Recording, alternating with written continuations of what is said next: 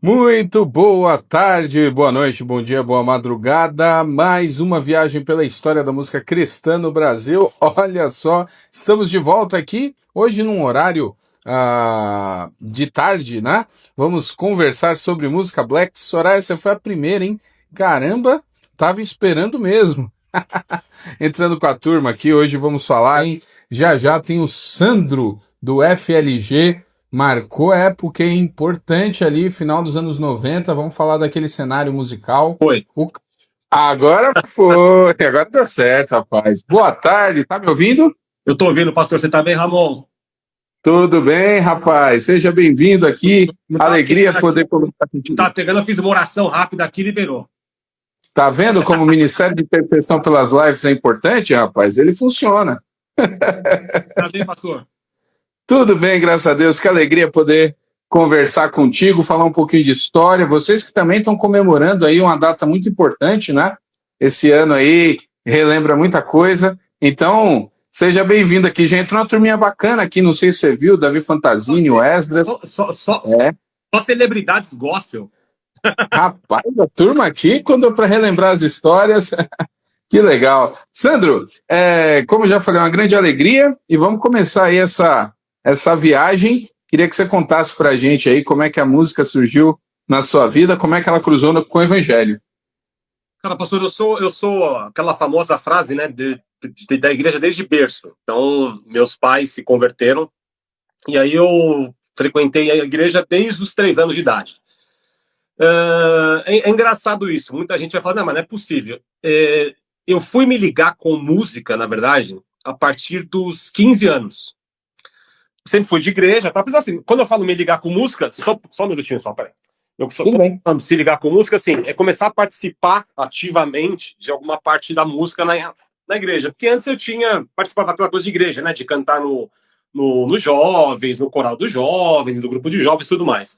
Mas eu mesmo me envolver, isso aconteceu, foi uma história muito engraçada, porque tinha uma pessoa na igreja e ela chegou na igreja, inclusive mãe de um amigo meu também, André, que também canta, e ela falou assim, Sandro, eu tô montando um grupo de jovens aqui, mas assim, um pouco diferente, eu queria que você participasse. Ela gostava muito de cantar, ela cantava muito bem e tal. Eu falei assim, mas cantar não é minha praia. Mas ela falou, mas você já cantou? Eu falei, não. Então, como você sabe que não é sua praia, você nunca cantou. Boa. Vontade, nunca me atraiu cantar. Tal. Ela falou assim, mas tudo bem, vem aqui no ensaio. Ela chamava Soili Mota. E aí eu fui no ensaio, o primeiro dia, era aquela época que a gente cantava Projetarte, Milad, Prisma, sabe assim? E bem coral, assim, né? Bem canto vocal. E assim, ela veio, ela que trouxe isso para minha igreja, porque na igreja não cantava muito isso. E ela veio de uma igreja batista, ela trouxe essa herança aí e tal. E aí cheguei no ensaio e tudo mais. Ela fala assim para mim, ó, eu chamei você aqui porque tem uma música para você cantar, já para você solar. Aí eu falei, não, mas eu falei que eu nem cantava, como eu vou solar uma música? Ela disse, não, mas a música é a sua cara, eu achei... Aí eu lembro que era um que chamava Amigo Leal, que era do Projetarte, era Cristo Senhor me conhece, sempre que vocês aparece. Cara, aí eu falei assim, mas eu não sei, quando ela falou assim, se solta, você vai cantar. Primeiro ensaio. Ela falou, ó, pega essa fitinha na época, né, pega essa fitinha aqui, leva pra casa, escuta a semana inteira, sábado que vem a gente vai ensaiar de novo. Porque domingo a gente vai cantar no culto da noite. E aí eu fui para casa, escutei aquilo, fiquei escutando e gostei, né? Assim, me identifiquei um pouquinho e foi minha primeira situação com a música. Assim, de eu cantar, de eu solar, de eu falar, nossa, que legal, acho que eu canto, acho que dá para cantar e tudo mais. E aí, daí para frente que eu comecei a envolver ativamente. Aí cantei outras músicas com ela, a gente cantava muito música do Prisma, até o momento que eu falo, quando você se envolve com a música, automaticamente alguns espaços vão se abrindo, né? E aí o pessoal do louvor me chamou para cantar no louvor. Aí eu comecei a ministrar louvor na igreja mesmo, ser líder de música lá na igreja, que na época era a Igreja Batista Nova Aliança, que inclusive foi quando eu conheci o Silveira, conheci o Carlinhos, conheci o Will, porque eles vieram para essa igreja que eu participava. Então minha história na música começou dessa forma, e aí eu comecei, eu sempre fui muito ligado ao Ministério de Música, né? Sempre gostei demais, ministério de louvor e adoração mesmo, era uma coisa que eu não, tenho paixão ainda por isso. Quando eu falo assim, né, para mim as coisas não se misturam, né? Tipo assim, não, Sandro, você canta louvor e adoração ou você canta black music? Não, não, é a mesma coisa, eu canto black music, mas é uma adoração, né? Só é um estilo diferente e tal. Então, eu sempre gostei muito, e aí, depois dessa parte, que surgiu o FLG na minha vida. E aí foi quando, de fato, eu comecei a me engajar com o FLG. Mas isso foi com o quê? Eu já tinha por volta de, acho que uns 22 anos, né? Quando a gente começou a caminhar. Você disse que a questão da música surgiu com 15 anos. Você participar ou o teu interesse mesmo? Ou você gostava de música, você ouvia muita música, e aí é que você começou a cantar a partir dos 15? Então, eu gostava muito de música, eu sempre gostei muito de música, assim, então, assim, eu escutava muita música, gostava muito eu lembro que na época tinha um programa que chamava Love Band, que acho que era o único rádio que tocava R&B no Brasil, assim, muito forte. E aí eu sempre gostei de muita música. Eu sempre gostei de boa música. Eu nunca fui aquele, não, eu só curtia black music. Não, eu curtia boas músicas. Mas black music sempre foi minha preferência. Então eu sempre escutei muita música, sempre gostei muito, mas eu nunca fui aquele cara de participar da música. Então, assim, eu sempre gostei. Ah, você cantava? Não tinha vontade. Você tentou alguma vez participar? Não, nunca tentei. Na verdade, nunca tentei. Então, assim, a minha primeira experiência, eu gostava de música, mas não participava. Por isso que eu digo que quando aconteceu esse lance com o FLG, foi minha primeira mesmo situação com o FLG. Eu já estava mais envolvido, eu já gostava. O Silveira foi uma influência também legal na minha vida, porque o Silveira também trouxe muita coisa de black music, os quartetos americanos, né, na época, Blackstreet, Boyz II Men, Take Six, né? E a igreja traz muito isso. A igreja tem a música muito forte, né? Então, assim, tudo que se faz na igreja envolve música. Então, para mim, aonde começou mesmo foi de 15 anos para frente. E tem pessoa que fala, não, mas não é possível. Como assim, com 15 anos? Você pegar a história do Silveira, o Silveira cantava na barriga da mãe dele, se bobear. Sabe? Assim, eu falo, você cantava na barriga da sua mãe. E comigo, não. Foi com 15 anos que eu comecei a me envolver e, assim, e aí depois veio o FLG como carreira mesmo. Então, você já deu uma informação legal aí para a turma entender um pouco como é que eram as coisas, aquela galera que não viveu isso, né? Você falou da Band em São Paulo, que era talvez o único programa na rádio que rolava essa musicalidade, R&B e tal. O que te fez gostar desse estilo? Você já disse que gosta de boa música. Sim. Mas tem aquela preferência, né? Aquela busca, como você mesmo colocou, onde você entende que começou isso? Na verdade, eu, assim, é uma tendência, né? Mas não é mais normal, vamos dizer assim, a família negra sempre traz essa raiz muito forte de música negra, né? Desde o samba, do samba rock, do pagode, e aí vem a black music também. Eu comecei a gostar muito de música negra americana porque, na verdade, eu tinha amigos não, primos meus, que já foram DJ de festa. Então, eu tinha um tio meu que ele era DJ. Nossa, como chamava? Lembra não sei se você vai lembrar da Cascatas. Na época tinha as Cascatas, a Cascatas era uma empresa que dava som, que na época eram os famosos bailes que tinha em São Paulo. Okay. Então tinha Cascata, tinha uma outra que eu esqueci o nome, Chic Show, que era muito famoso na época. Chic Show na Zona Sul tinha bastante. Pra caramba. E ele era aquele cara que final de semana, o que ele fazia? Ele montava as picapezinhas dele em casa, sabe, as duas picapes lá, e ficava virando, e ficava tocando, e tocava as músicas, e fazia algumas versões de música e tudo mais. E eu sempre estava por ali, eu sempre escutava aquilo ali. E aí, automaticamente, eu me identifiquei na hora, com a forma de cantar, com a levada. Ele escutava muito mais hip hop do que R&B, mas como nos Estados Unidos o hip hop e o R&B se misturam demais, né? Eles estão sempre juntos, eles participam, né? Sempre tem seus feitos um na música do outro. Automaticamente aquilo me atraiu bastante. E aí foi quando eu comecei a ir atrás. Então, assim, eu comecei a curtir com ele esse negócio. E aí ele falou: Meu, você gosta disso? Eu falei: Eu gosto. Ele falou pra mim: Cara, põe no Love Band, começa meia-noite que você vai curtir. Cara, aí eu lembro que eu tinha fitas e fitas do Love Band, eu brinco que era um problema gravar, que os caras, eles soltavam a música e vinha a vinheta no meio da música, né? Love Band, aí quebrava.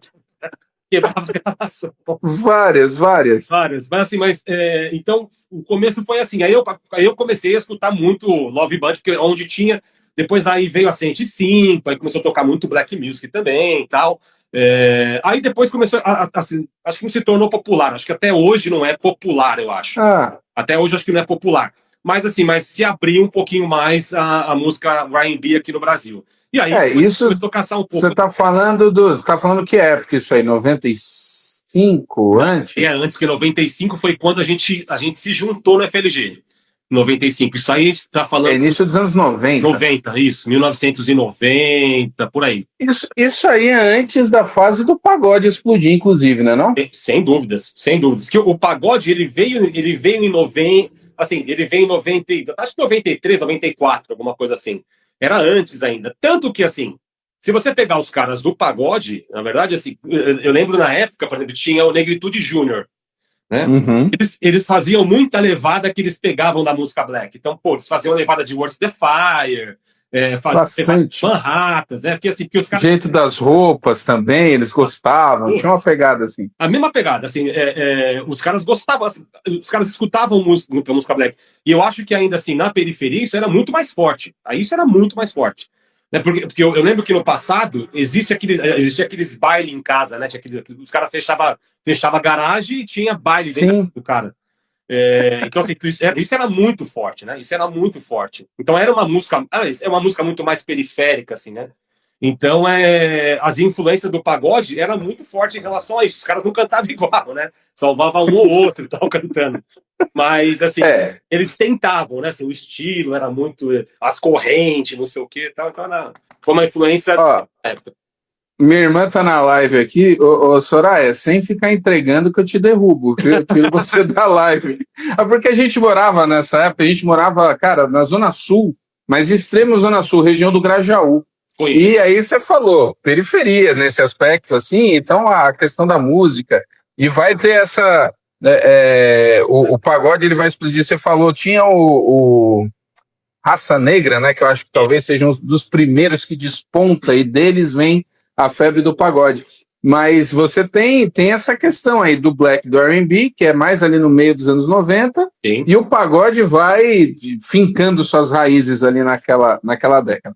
Agora, jogando isso para o universo de dentro da igreja agora, já tinha uma dificuldade fora, já era algo meio limitado, e dentro da igreja, dentro do universo de igreja, como é que vocês conseguiam, pensando no Brasil agora, eu fiz uma live com o Silveira, e o Silveira falou, né, como ele trazia, como é que as coisas chegavam, mas no Brasil, quem que vocês escutavam? Estou vendo outro amigo aqui, pelo que eu entendi, você também conhece, que é o David Barbosa, que trabalha com voz, dublagem e tal, e ele é um dos que tem andado comigo. Ele acabou de colocar aqui... Davi Barbosa. Isso, a voz, o cara tem um vozeirão animal. E ele conhece bem essa região aí também. Então, dentro do universo de igreja, o que vocês escutavam? O que era influência para vocês? Como é que vocês se sentiam? Eu vou falar um pouco por mim mais, mas tem parte que é preferência minha e coisas que eram do quarteto. E como eu falei, eu sempre gostei, eu fui aquele cara daquela época que curtia CPP, não sei se você lembra do CPP, Centro Professorado Paulista, onde tinha as noites com o Demar de Campos de segunda-feira.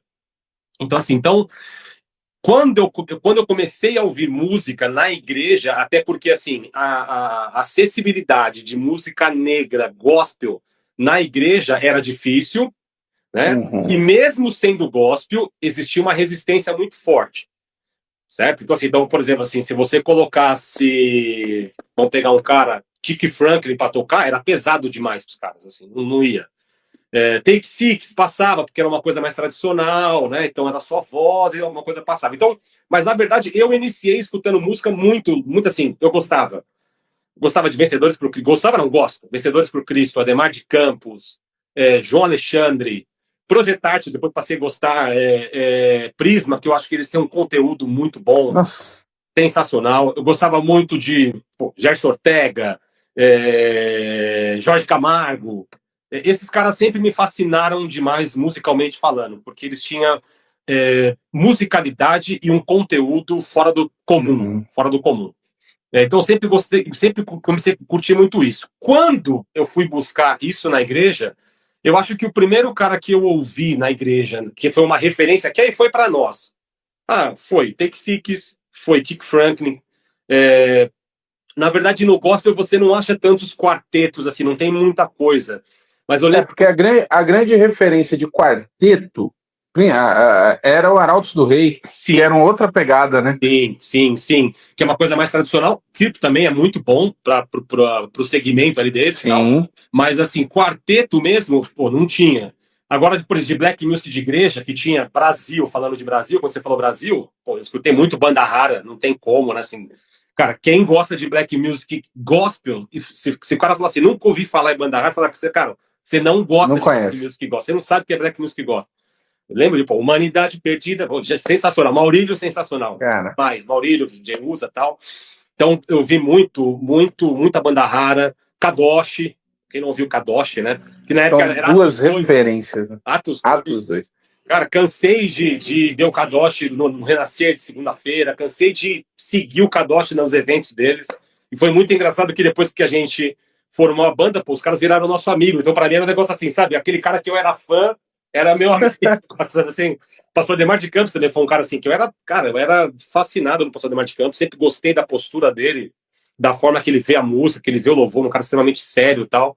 E aí um dia eu conheci, na verdade o Pastor Ademar poucas pessoas sabem, mas ele foi um dos caras que nos apresentaram para nossa segunda gravadora, quando a gente gravou o CD, o nosso primeiro CD, o Mais Que Vencedor. Porque o Mais Que Vencedor saiu pela Caris, que era uma gravadora da Comunidade da Graça. Isso. E aí a gente começou a ter contato com o pastor Ademar de Campos. Então, assim, teve muita gente. Eu acho que nessa época eu escutava talvez muito mais música brasileira do que música americana. Americano, até porque naquela época tinha muito aquela situação assim, né? Porque se você for escutar black music, as maiores referências eram fora. Tinha Commission, né? Nossa, Commission, né? O Winers, né? Também, que era muito bom tal.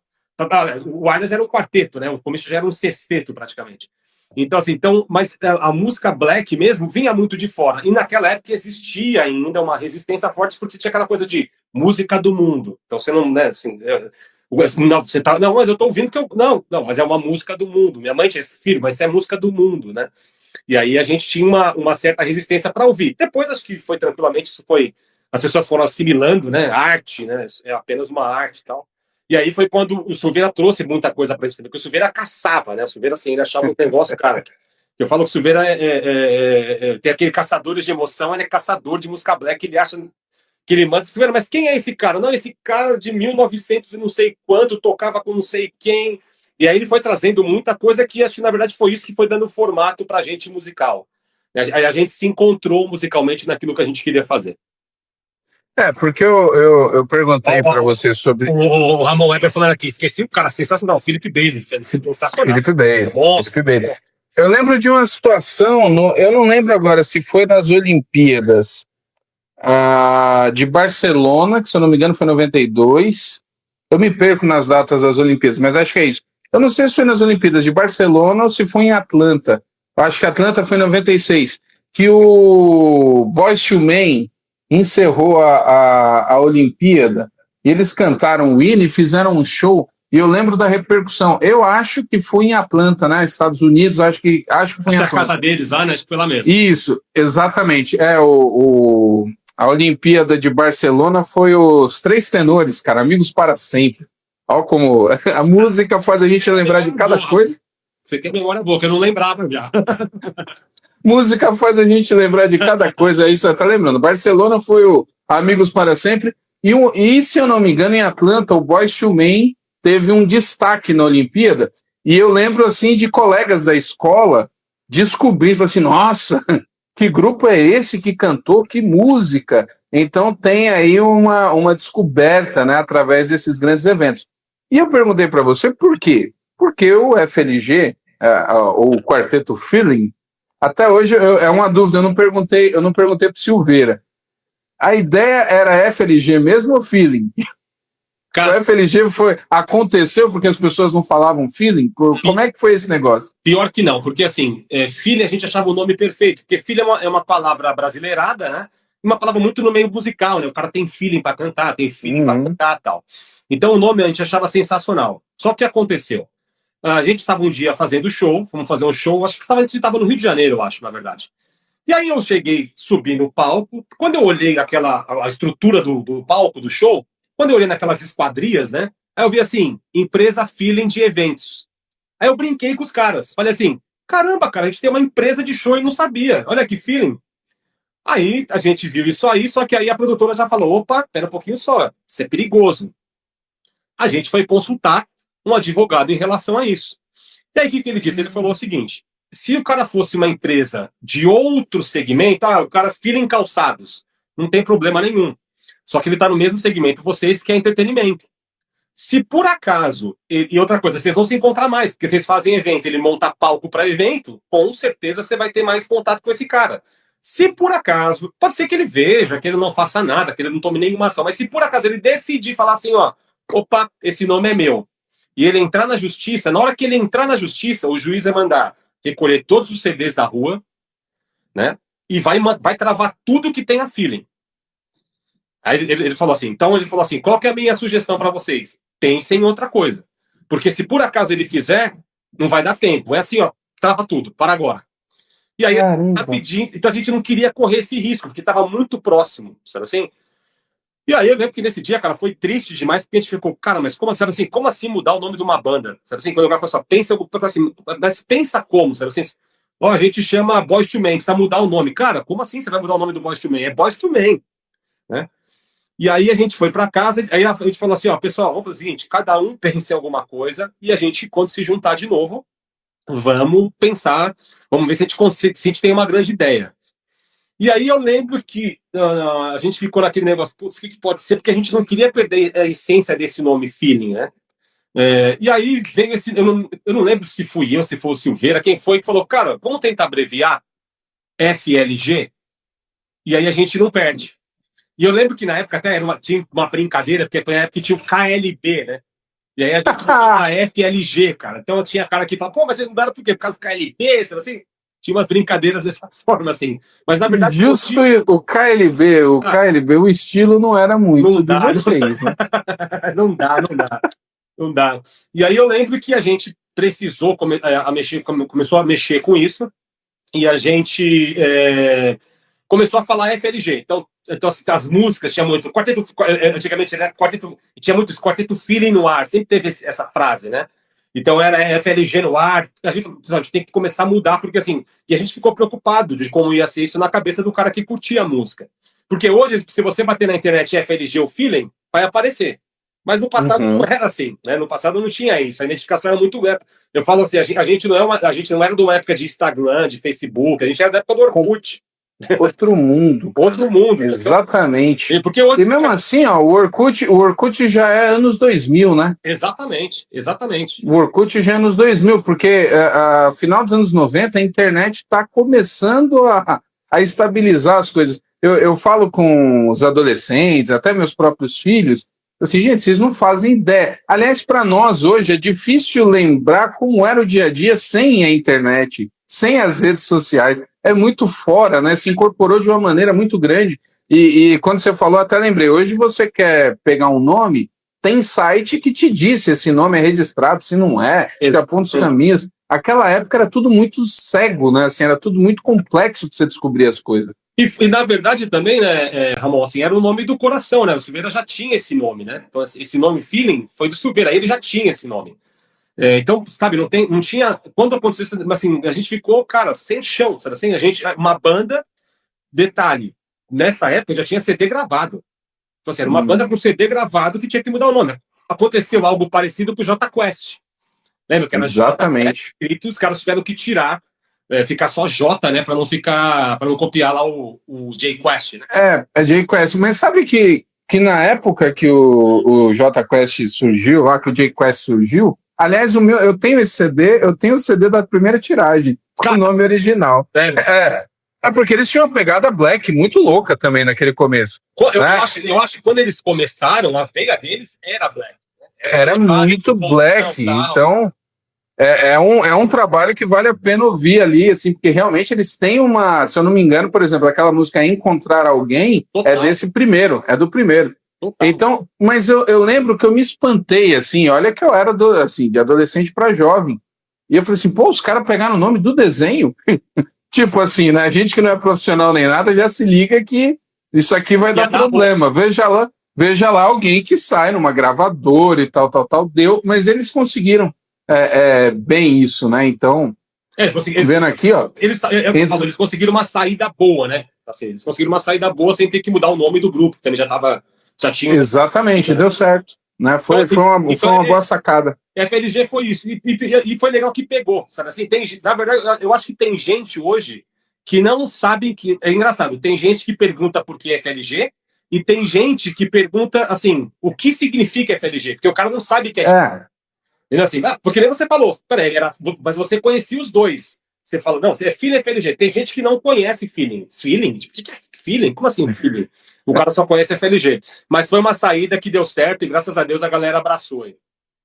Exatamente. Entrou aqui o Edson Feitosa aqui também, rapaz. Ele que nas composições é imbatível. Tá aqui o pastor Edson, lá da comunidade. Seja bem-vindo. Lá do Rio de Janeiro, rapaz. Pensa aí, esse homem, o que ele tem de música não tá escrito. Ou melhor, está, né? Graças a Deus que tá tudo bem escrito. Então, vocês montam... O Flávio tá dando alguns toques aqui, ele tá falando sobre a questão jurídica mesmo, de registrar uma marca sim. Tal, do INPE, né? É que, na verdade, Flávio, na época, nós éramos 4 meninos, sabe assim, que vamos fazer uma banda, e detalhe, eu vou até, mudando um pouco até o assunto, Ramon, isso é engraçado. Quando a gente fez o FLG, até para falar um pouco porque a gente não teve essa preocupação, nós éramos 4 amigos que ficavam na igreja, e a gente começou a cantar as músicas, não sei se você vai chegar nesse ponto, senão eu falo lá para frente, Ramon, você vai chegar nisso? Do estilo das... Não, pode, a gente chega. Você pode lançar agora e a gente vai ali para frente, não tem problema não, pode ir. E aí nós éramos 4 amigos na igreja que gostava de black music. Então, eu, Carlinhos, o Will e Silveira. O que a gente começou a fazer? Cara, vamos fazer o seguinte, já que não tem música black aqui na igreja, vamos começar a pegar as músicas da igreja e tornar ela no ritmo black. Então a gente pegava as músicas e cantava elas de forma capela, ou com uma levada diferente e tal, e a gente começou isso dentro da igreja. Eu lembro que a gente cantava uma música, cara, você vai lembrar, que foi a primeira música que a gente cantou, se eu não me engano, a banda chamada Vrarros. Lembra disso? Vrarros? Lembro, do Marinho Brasil, eu fiz uma live com ele. Sensacional. Eles tinham uma música a capela, que eu não vou lembrar agora o nome, cara. Eu esqueci a música. E a gente cantou ela a capela, foi quando começou a, sabe assim, as galeras gostarem e tal. E aí a gente começou, olha que coisa engraçada, a gente começou a cantar na igreja, daqui a pouco uma igreja vizinha perto da nossa chamou, outra chamou. Cara, a gente foi pro Rio de Janeiro sem ter CD gravado, cantando assim. Que todo mundo acha assim, não, depois que vocês gravaram o CD, aí que você... Não. A gente começou a fazer isso, o primeiro CD veio depois de 5 anos. Então a gente cantou em muito lugar, com esse nome Feeling, porque assim, chegou uma hora que a gente falou, pessoal, precisa ter um nome. A música Festa. É a música do Vrarros. Sensacional. Eu vou buscar isso aí pra ver se eu acho no Spotify. Isso aí era sensacional, era muito bom. E aí a gente rodou, então essa preocupação com o nome era por isso, porque a gente não tinha nome, aí foi assim, cara, você não tem um nome. Eu falo que a gente começou tudo inverso. Normalmente uma banda se forma como? Cara, vamos fazer uma banda? Preciso de um baixista, preciso de um tecladista, de um baterista, tá. Tranquilo. A gente não, a gente tava lá cantando na igreja, resolvemos cantar os 4 juntos, resolvemos começar a cantar no estilo black, e o negócio foi se alastrando, foi se espalhando. Quando a gente viu, a gente era uma banda. A gente falou, pô, se a gente é uma banda, precisa ter um nome. Que nome que a gente coloca? E aí surgiu o Feeling, então assim, a gente não foi nada pensado, então a gente não teve essa preocupação de consultar, de ir atrás de nada. O Weber, cara, baixista da Vrarros, tá aqui. Cara, meu, sou fã do trabalho de vocês demais, cara. Você não imagina uma coisa que tem vocês em casa, demais. Prazer, Weber. Olha que legal, esses encontros aqui. Cara, sou muito fã da Bravos, muito. Me fala onde tá o CD de vocês, se tem no Spotify, que eu vou procurar hoje, eu vou escutar isso hoje. Vou fazer um remember aqui hoje. Daqui a pouco, faz um trechinho da música, da letra. Então, Você lembra? Eu não lembrar da música, cara. Quer ver? Peraí. Espera um pouquinho só, quer ver? Deixa eu... A letra aqui o pessoal já colocou, fui convidado para uma festa. Isso. Convidado para uma festa que não será nesse mundo. Eu fui convidado para uma festa E não será nesse mundo e agora. Esqueci, agora não lembro mais. Né? Não lembro mais. Mas é essa aí, cara, a gente cantou essa música a capela. Só, né, instrumentos, alguns fazendo som de instrumentos na boca, tal, na mão e tudo mais, e a gente cantou. E foi no dia, assim, foi muito... Era culto jovem, né? Então a galera pirou, assim, pirou. Eu lembro que assim, a igreja inteira ouvia bravos porque a gente cantou essa música, sabe assim, festa. E foi sensacional, gostava demais. Prazerzão de Você sabe que você colocou algo aí e acho que a gente pode fazer a gente pode trazer para os dias de hoje. A música é dele, cara. A música é dele. Olha aí, ó. Olha que beleza. É dele, sensacional. Olha os momentos aqui, Heber. Olha só, essas coisas são legais, viu? Me adiciona aí depois, Sandra FLG, cara, pra gente conversar. Olha aí, olha que bacana. Eu gosto de ver esses encontros aqui, é muito legal. Porque você estava falando você deu uma informação aí, Sandro. Vocês, o CD, para essa geração da época de vocês e até a geração anterior, por exemplo, o pastor Edson está aqui, estava comentando, acho que ele vai concordar comigo. As gravações, elas eram frutos já de uma caminhada. Então os grupos já existiam, os grupos já faziam os trabalhos, com muita dificuldade os grupos conseguiam gravar. Sim. E a partir das gravações, enfim, aí virava, né? Eles divulgam. O que eu vejo hoje é a galera, até a geração mais nova, e eles também não têm culpa porque é o mundo como está hoje, mas assim, a molecada grava um vídeo no YouTube, 14, 15 anos, e de repente alguns estouram, outros não, mas assim, é completamente diferente, né? E aí quando a pessoa vai sair desse universo já das gravações, as pessoas já começam gravando, elas nem têm esse contato com as pessoas, com o ministério, com igreja, estrada, e já estouram. Sim. De repente a pessoa é um fenômeno na internet, a pessoa nunca saiu de casa, e aí quando vai para esse universo, fica completamente perdida, né? Vira um negócio meio estranho. Então, é um ponto que a gente tem hoje, de novo, nada contra, e a internet é o grande canal hoje, mas às vezes falta nessa rodagem, como diz o nome de vocês, né? Esse feeling que as pessoas têm, que você tem na troca de ir numa igreja, na igrejinha pequena, na igrejinha grande, na igrejona, entender o que vira, o que não vira. Hoje está tudo muito formatado já, né? Vocês vêm de uma outra geração. Totalmente, assim, a gente... É engraçado isso, né? Porque as pessoas... Normalmente as pessoas observam você quando você já pegou um nome, né? Então, assim, você está estabilizado. Mas ninguém sabe o que a gente correu lá atrás, sabe?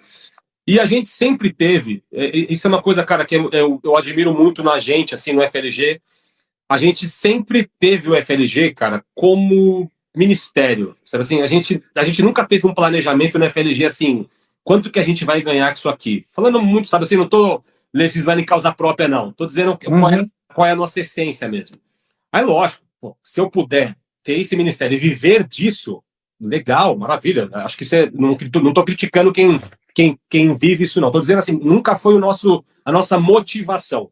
Tanto que a gente cantou em muita igreja, daquela forma que você sabe. Irmão, pastor, dá uma oferta aí no final, paga um lanche pra gente aí depois. Compra um esfirra do Habib's aí, eu gosto do carne. Muita esfirra! Cara, assim, então a gente fez muito isso, cara, muito, assim, e isso pra gente, sabe o que foi bom? Você falou um ponto forte. É essa essência que a gente tem. Então, eu não sei quantas pessoas estão aqui que já foram em apresentações nossas, caras. A gente é daquele tipo de grupo que a gente canta no lugar e a gente não vai atrás do púlpito. A gente vai ficar na igreja e falar com o povo e cumprimentar. Isso é cansativo? Demais às vezes, né? Demais às vezes. Cara, mas não é que mas só que isso não é forçado da gente. A gente é assim. Eu não consigo entrar numa igreja, cantar e sair pelo fundo e ir embora. Eu não consigo. Ô, Sandro, desse mesmo estilo de vocês aí, quero destacar aqui, entrou Wesley Marlene, que é lá do Milad, e o Ronaldo Bezerra agora também. Quem? O Ronaldo Bezerra, cara. É outro cara. Esse você conhece também. Eu curtia Ronaldo na época que ele era baixista do Ademar. E aí depois ele gravou, e aí eu comecei a curtir Ronaldo. Por quem não lembra do Ronaldo? Já teve do Ronaldo do Milad, Wesley e Marlene do Milad? Wesley Marlene, rapaz. Aí Ouvi aqui, ó, muito tem muita Milagre. história nessa live, viu? Ouvi muito Milagre, ouvi muito Milagre. As pessoas pensam que assim, os caras são black music, eu escutava só black. Que nada. Eu ouvi muito Milagre, ouvi muito Ronaldo Bezerra, ouvi muito Vrachos, assim. Eu gostava demais. Que Prazer em legal. você, Ronaldão. Prazer mesmo. Ô, Sandro, e vocês começam a fazer essas adaptações das músicas.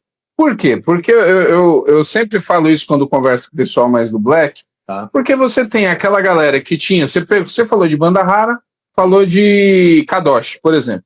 Então, Banda Rara e Kadosh, eles tinham uma variação, mas era sempre algo.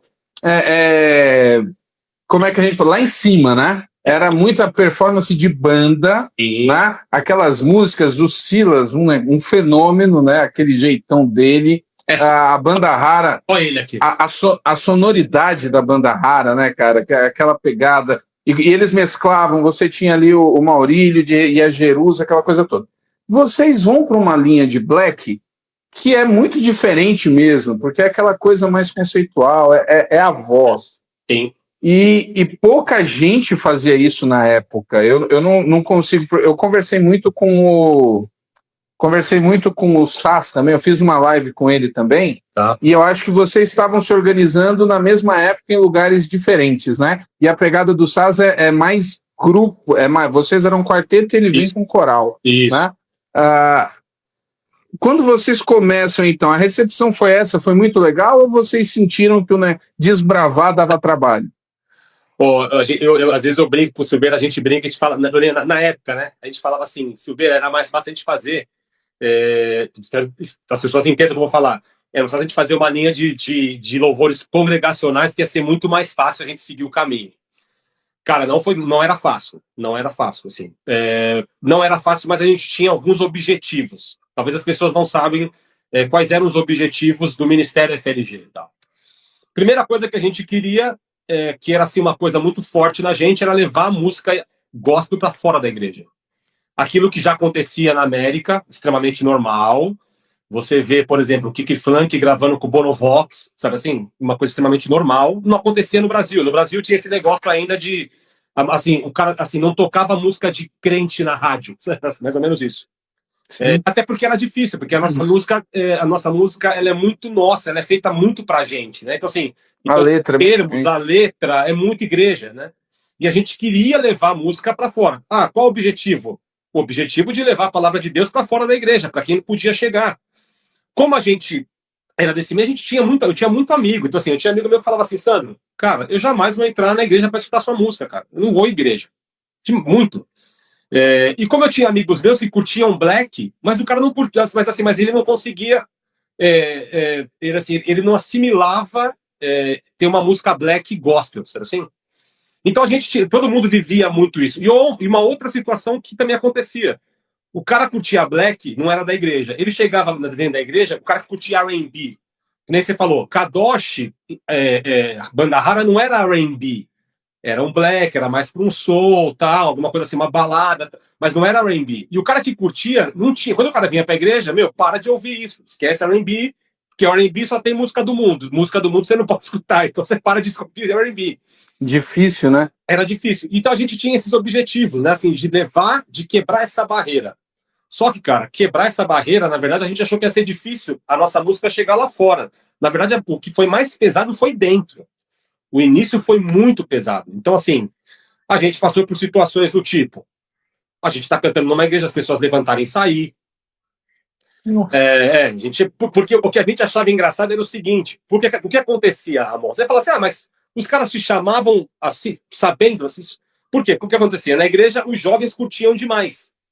Só que os adultos, já não, aquele negócio não batia. Quando você colocava Nada é Maior, que vinha pam, pam, cara, você tá louco, não é de Deus isso aí. Os caras, sabe assim, essa música não é de Deus, cara. Então, assim, era muito pesado mesmo. E a intenção não é que era chocar, mas era para mostrar para as pessoas que dava para sair daquela situação de tipo assim, música da igreja é só isso aqui. Não, música da igreja também é isso aqui. As pessoas podem ser tocadas também por isso aqui. Eu gosto sempre de falar muito disso, assim. Eu não gosto de misturar. A música de vocês, assim, isso aqui é louvor, adoração. A música de vocês é um outro. Não, cara, a gente é um louvor à adoração, até porque louvor à adoração não tem a ver com estilo, né? O louvor à adoração tem a ver com outra coisa.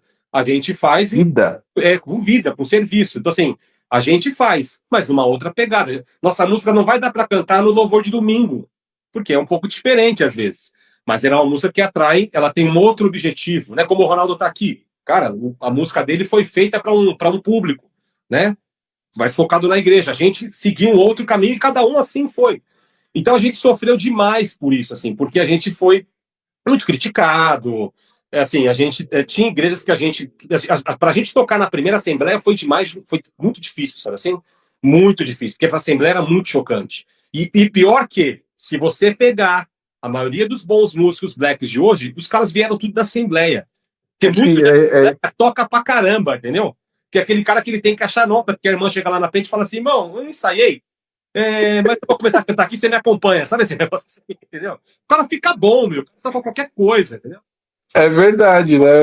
Aqueles momentos lá, aquele agradeço a oportunidade ali, é um negócio cara, sério, viu?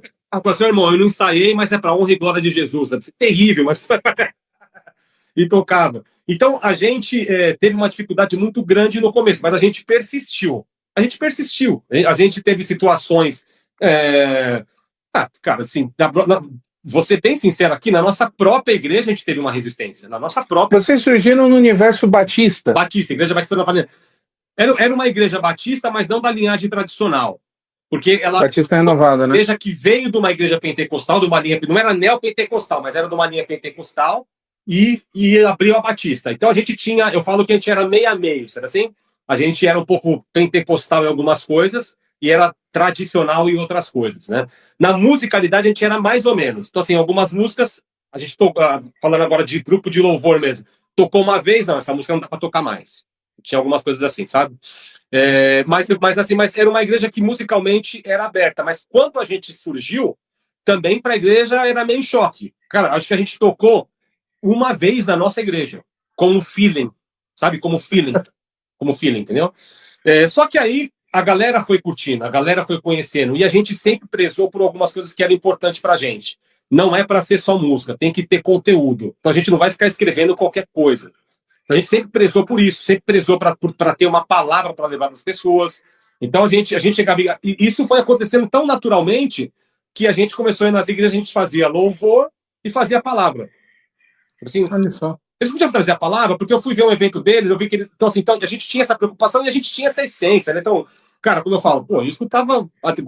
Eu era sempre fã do Ademar de Campos, o Silveira também gostava. Então a gente sempre teve esse negócio assim, cara, música não é só música, não pode ser só música, não pode ser só melisma, não pode ser só frase bonita, não pode ser só um arranjo de voz bonito. É muito mais que isso. E para ser muito mais que isso, você tem que ter conteúdo, você tem que ter vida. Senão não vai virar. Eu vou fazer uma pergunta aqui, ó, a galera talvez ache engraçado, é uma curiosidade que eu tenho, porque vocês estão surgindo no 97, vocês se reúnem oficialmente, começa em 97, 95. Não é isso? 95. 95. Não, perdão, 97 vocês gravam... A gente se juntou em 95. Isso. Vocês vêm com uma proposta diferente do que tinha ali. O surgimento e a explosão, eu vou explicar a pergunta. Tá. O surgimento e a explosão daquelas boy bands do final dos anos 90, que você vem lá, Backstreet Boys, NSYNC, enfim... o New on the Block. O New Kids on the Block, que vem mais lá atrás. Tinha uma na Inglaterra que eu não lembro o nome também. Enfim, na Inglaterra tinha uma, eu esqueci os nomes, mas o Backstreet Boys e o NSYNC são dois monstros daquela época, uma explosão absurda. A explosão desse tipo de música, para vocês, ajudou ou complicou? Porque faziam algumas ligações a respeito do estilo, do arranjo vocal, porque as boy bands, o pessoal dizia que era só aquela coisa lá para ganhar dinheiro dos meninos e dançar, mas a pegada vocal das boy bands ali naquele tempo era black.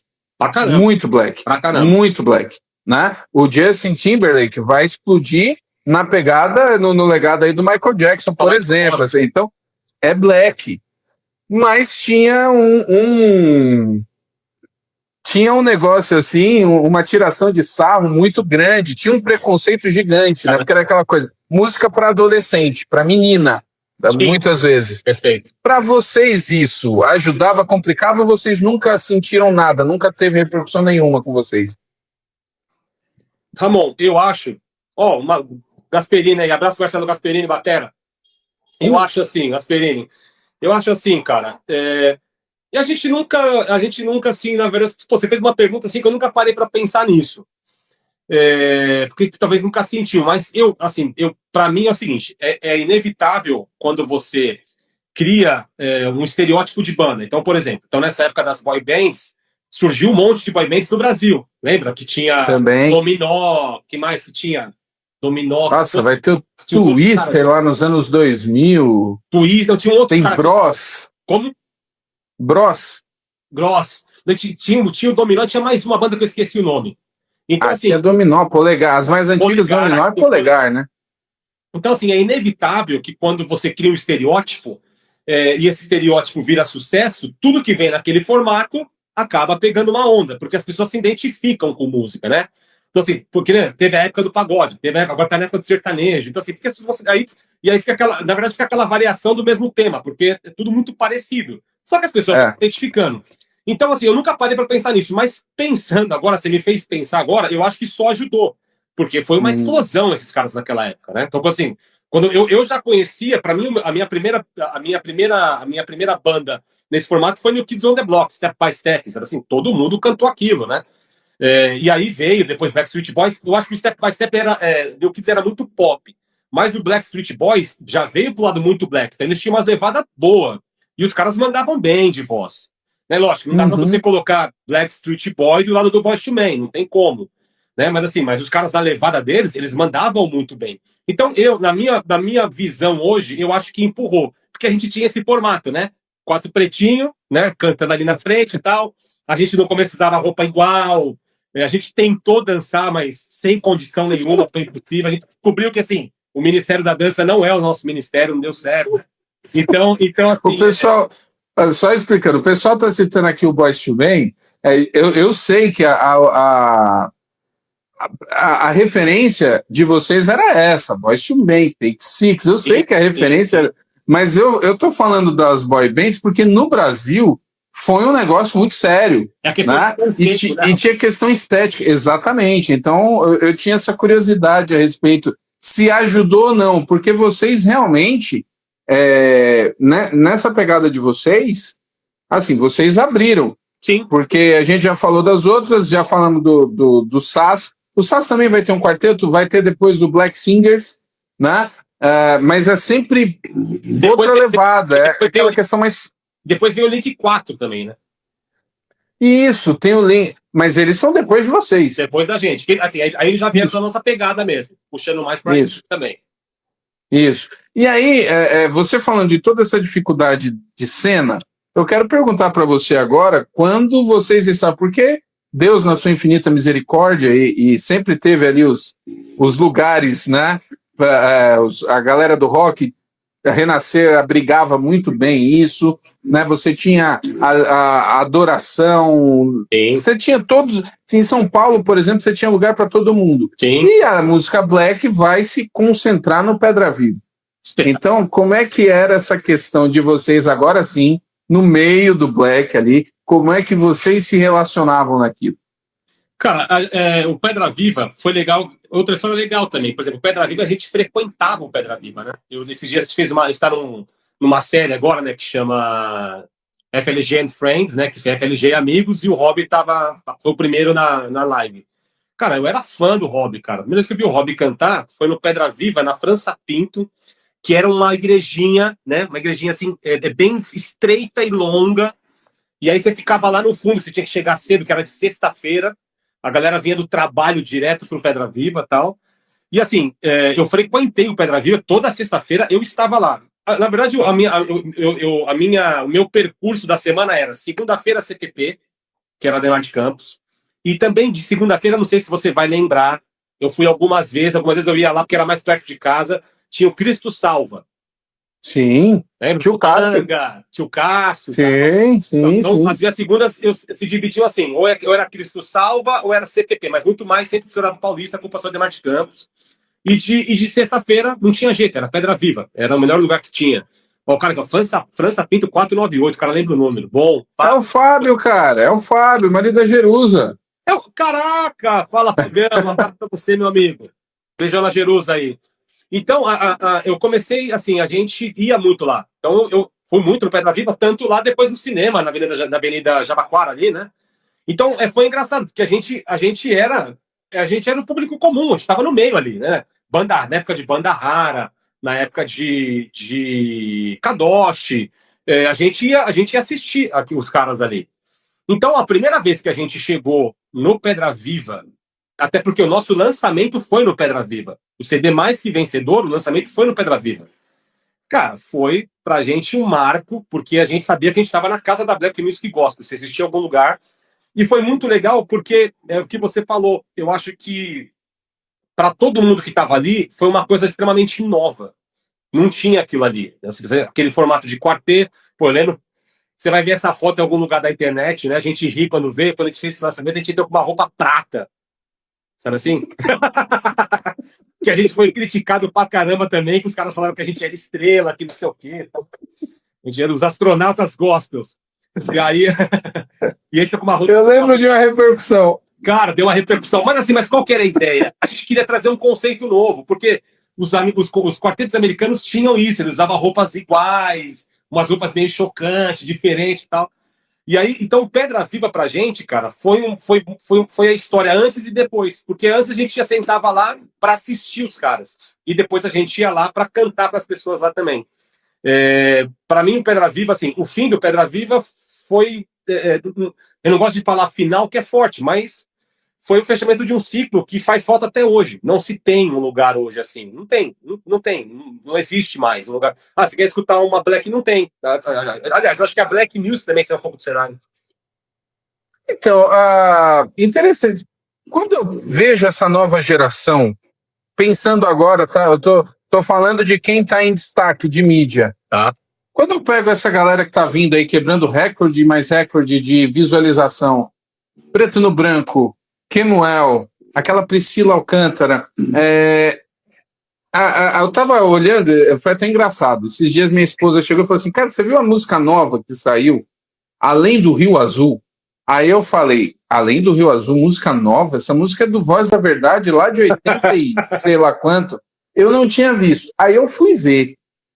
Assim, a menina nova é um desses fenômenos, né? A menina canta demais. Cara, tem um coral ali no meio, a menina tem um negócio na voz, assim. O Black talvez seja a época que o Black esteja mais dentro do mainstream, assim, de quem está em evidência, né? Preto no branco, tudo. E não tem um lugar, assim, realmente, onde essa nova geração não tem conexão, né, com que vocês abriram com vocês, tem? Não tem.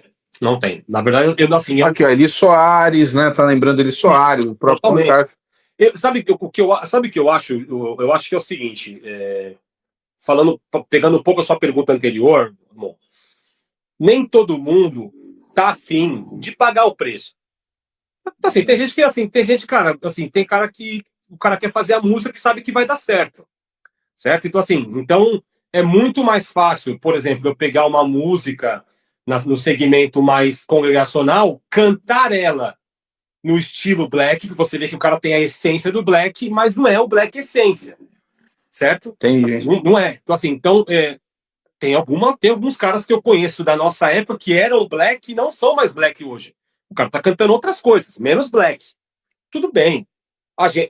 É uma coisa que a gente sempre falou. A gente vai cantar black até quando? Até a gente existir, porque é o que a gente gosta de fazer. A gente podia ter gravado um outro estilo, cara, mas a gente é do black, a gente é black. Então, o que eu acho que o que é hoje é que todo mundo, é o que você falou.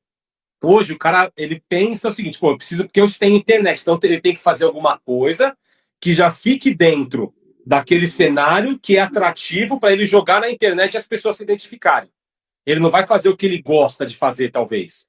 Se você pegar muita gente aí e a gente talvez sentar para conversar, o cara deve ter escutado muita coisa que a gente escutou. Só que ele não dá, sabe, cara, eu escutei, mas não dá pra fazer isso, entendeu? Eu não vou fazer, não vou gravar isso. Ou talvez a gravadora fala, não, você tem que gravar isso aqui, ó. Você tem que ir nessa linha aqui, ó. Você tem que seguir. É isso aqui que tá dando certo. E a gente no Brasil, a gente tem essa limitação, que eu acho que no. Por exemplo, o que você não vê na América. Na América, os caras gravam o que eles quiserem, cara. O cara pega um time de teclado que você nunca ia usar na sua vida e constrói uma composição. Você fala, mano, como o cara usou isso? Sabe assim?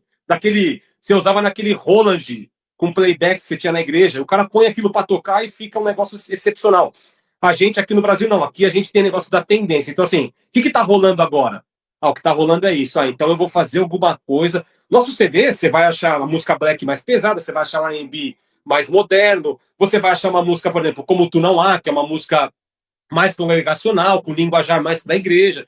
Tem de tudo, mas a nossa essência é isso. Então, a galera de hoje, eu acho que assim, você vê muita gente cantando na pegada, que é black, mas para um outro lado, né? É para um outro lado. Enquanto a turma tá voltando aí, diz uma música aí que te marca até hoje daquele início aí, faz um refrãozinho aí na voz pra gente. Música do FLG mesmo? Isso. Cara, uma música pra mim que é pra mim uma das mais lindas nossas, que eu gosto demais, é Como Tu Não Há. Então eu vou cantar um pouquinho aqui, vamos lá. Tu és Deus e não existe outro que controle a terra, céu e o mar. És o único que podes dar a vida e tirar. Poder comparado ao teu não há. O teu povo te louva na terra. Anjos te adoram no céu sem cessar.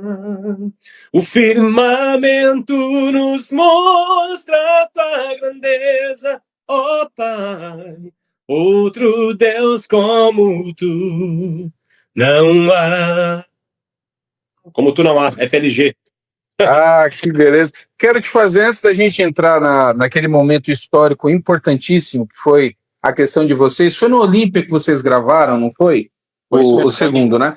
Antes da gente entrar nessa história, que ela é importantíssima, eu queria fazer uma pergunta técnica, até curiosidade minha também. Quando a gente pega esses quartetos na pegada de Arautos do Rei, por exemplo, tradicional, tem uns quartetos americanos, não vou lembrar o nome agora, eles têm essa pegada tradicional. O Arautos, do meio dos anos 90 para o final dos anos 90, eles deram uma mudada, eles ficaram mais modernos, né? Mas você tem a presença do baixo muito forte. Nossa, que rasga. Espera aí que tá dando uma travadinha. Você tá me ouvindo? Eu tô aí. Voltamos? Voltou. Tô te ouvindo. Tá.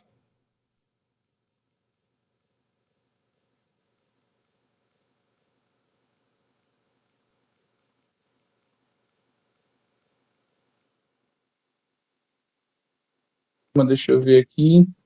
Não é aqui não. Vamos lá. Opa, voltou? Voltou. Tá bem. Estamos aqui. Tá. Como é que tá a bateria do teu celular aí?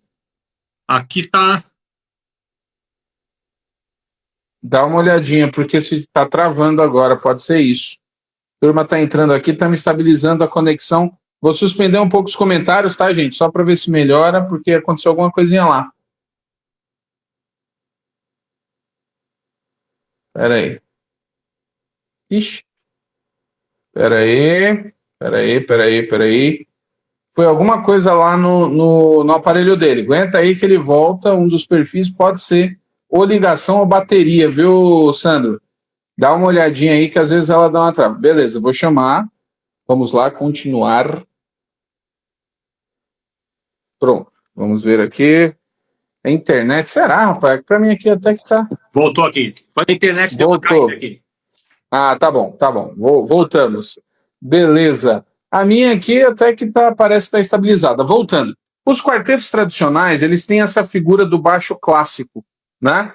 Quando a gente pega na linha de vocês, e aí, inclusive lá nos Estados Unidos fora, o baixo não é tão forte, ou não tem essa pegada tanto. Qual é a... Eu lembro que me surpreendeu muito quando surgiu, por exemplo, um grupo que faz muito sucesso nos Estados Unidos, o Pentatonix, que tinha um baixo absurdo, né? O baixo do desse grupo, é um negócio impressionante. Mas normalmente o baixo é mais como é que eu posso usar assim? Ele não é tão pesado, ele é mais leve. Sim. Qual que é a questão técnica disso? Tem uma questão? Cara, eu acho que na verdade, porque assim, se você pode perceber, se você pegar os quartetos tradicionais, todos tinham baixo. Porque acho que a música, até porque os quartetos mais tradicionais, alguns, mesmo não sendo 100% a capela, a voz é muito destaque, né? Você pega o próprio o quarteto Arautos, tem uma base rolando, mas assim, mas a voz, praticamente a música é sombra deles ali, então tá bem lá de trás e a voz deles está sempre na cara. E aí eu acho que nesse estilo, o baixo cai muito bem porque ele dá aquela base para todo mundo ali, né? Só que se você, aí é muito engraçado. Dos quartetos mais contemporâneos, isso foi na nossa época, o único que tinha isso era o Boyz II Men, que tinha o cara ainda tinha. Eles eram som contemporâneo, R&B e tinha. Depois deles, todo mundo extinguiu isso aí. Primeiro que assim, não é fácil, não é uma missão fácil você achar um cara que faça o baixo, certo? Não tem tanta gente assim. Por exemplo, da gente. A gente, o cara que tem a voz que poderia chegar mais próximo disso é o Carlinhos. Mas mesmo assim, não é a praia dele. Assim, até porque eu acho assim, o cara que faz baixo é aquele cara que ele fica bem de canto no quarteto. Ele só vem na sombra de todo mundo também, entendeu? E eu acho que não. Eu acho que isso aí. Então, tecnicamente, assim, eu não consigo explicar. Mas eu acho que foi uma tendência mais de quando a música, o quarteto era feito em capela, que aí o baixo ele entrava assim numa sonoridade, ele dava uma sonoridade legal para isso, né? Mas quando acho que a coisa começou a ficar mais eletrônica e tudo mais, e aí você tem que pensar o seguinte: a música black, a batida pesada é muito forte, né? Então você já tem um baixo pesado, né? Você já tem uma batera pesada, você já tem uma caixinha às vezes pesada, que talvez o baixo foi perdendo meio a função. Você não, deixa que isso eu faço na música. Entendeu? Isso aqui eu faço na música. E aí ficou. Então, que é engraçado, eu nunca pensei nisso, mas de fato, o único quarteto contemporâneo da nossa época que tinha isso era o Boys. O resto, você pegar Blackstreet já vem sem, não tem, já não existe mais baixo no quarteto. Verdade, verdade. Vamos caminhando aí. Como foi a ideia e como é que aconteceu, então, a questão lá do Olímpia? O que foi aquilo? Como é que foi essa... Vou usar a expressão, essa loucura por causa da época, né? O Olímpia tinha uma áurea ainda naquele tempo e como é que foi isso? Cara, só dar um salve aqui pro Binho que canta o Céu Limite, que vai estar amanhã não, sexta-feira com a gente lá na live no FLG in Fridays. Abraço, Binho, é o homem do rap, vulgo Binho. Legal. A gente, assim, tudo isso aconteceu, Ramon, pela questão do que eu falei antes, pela nossa missão que a gente tinha de fazer o FLG quebrar algumas barreiras, né? Não pela gente, mas pela música, gosto pela música chegar onde ela tinha que chegar. E aí, quando a gente vem do CD Mais Que Vencedor e a gente parte para o CD para o Céu Limite, que já foi um CD, assim, se você pegar os dois CDs, eles são todos o mesmo estilo, mas o CD do Céu Limite ele é um CD mais contemporâneo, ele é um CD que ele tem variações interessantes de música, então assim, ele tem uma batida mais pesada, ele ficou, tanto que ele é um CD que o Céu Limite era um CD que dividiu a nossa história um pouco. O Mais Que Vencedor marcou, mas o Céu Limite a gente conseguiu pegar um outro público, porque o Mais Que Vencedor ele era muito R&B puro, sabe assim? Então era muito R&B. O Céu Limite, né, ele já abre um pouco. Então, vou falar uma coisa que é legal que você falou. A gente ganhou uma galera teen muito forte. Tinha uma galera teen muito forte no Céu Limite. A gente ia no show, era muito adolescente, cara. Mas muito, sabe assim? Mas muito. Porque ficou uma coisa mais popzinha e tudo mais. Tá? A música Pronto pra Batalha pegou muito bem. E aí a gente começou a ver que... vou trazer um pouco lá de trás. Quando a gente gravou Mais Que Vencedor, aconteceram algumas coisas interessantes que poucas pessoas sabem. A nossa música começou a tocar em música de rádio secular, então a nossa música tocava na 105.1. A nossa música tocava em balada, que era a música Paz. Encontro paz, paz, só quando estou ao seu lado. Era uma música que começou a tocar.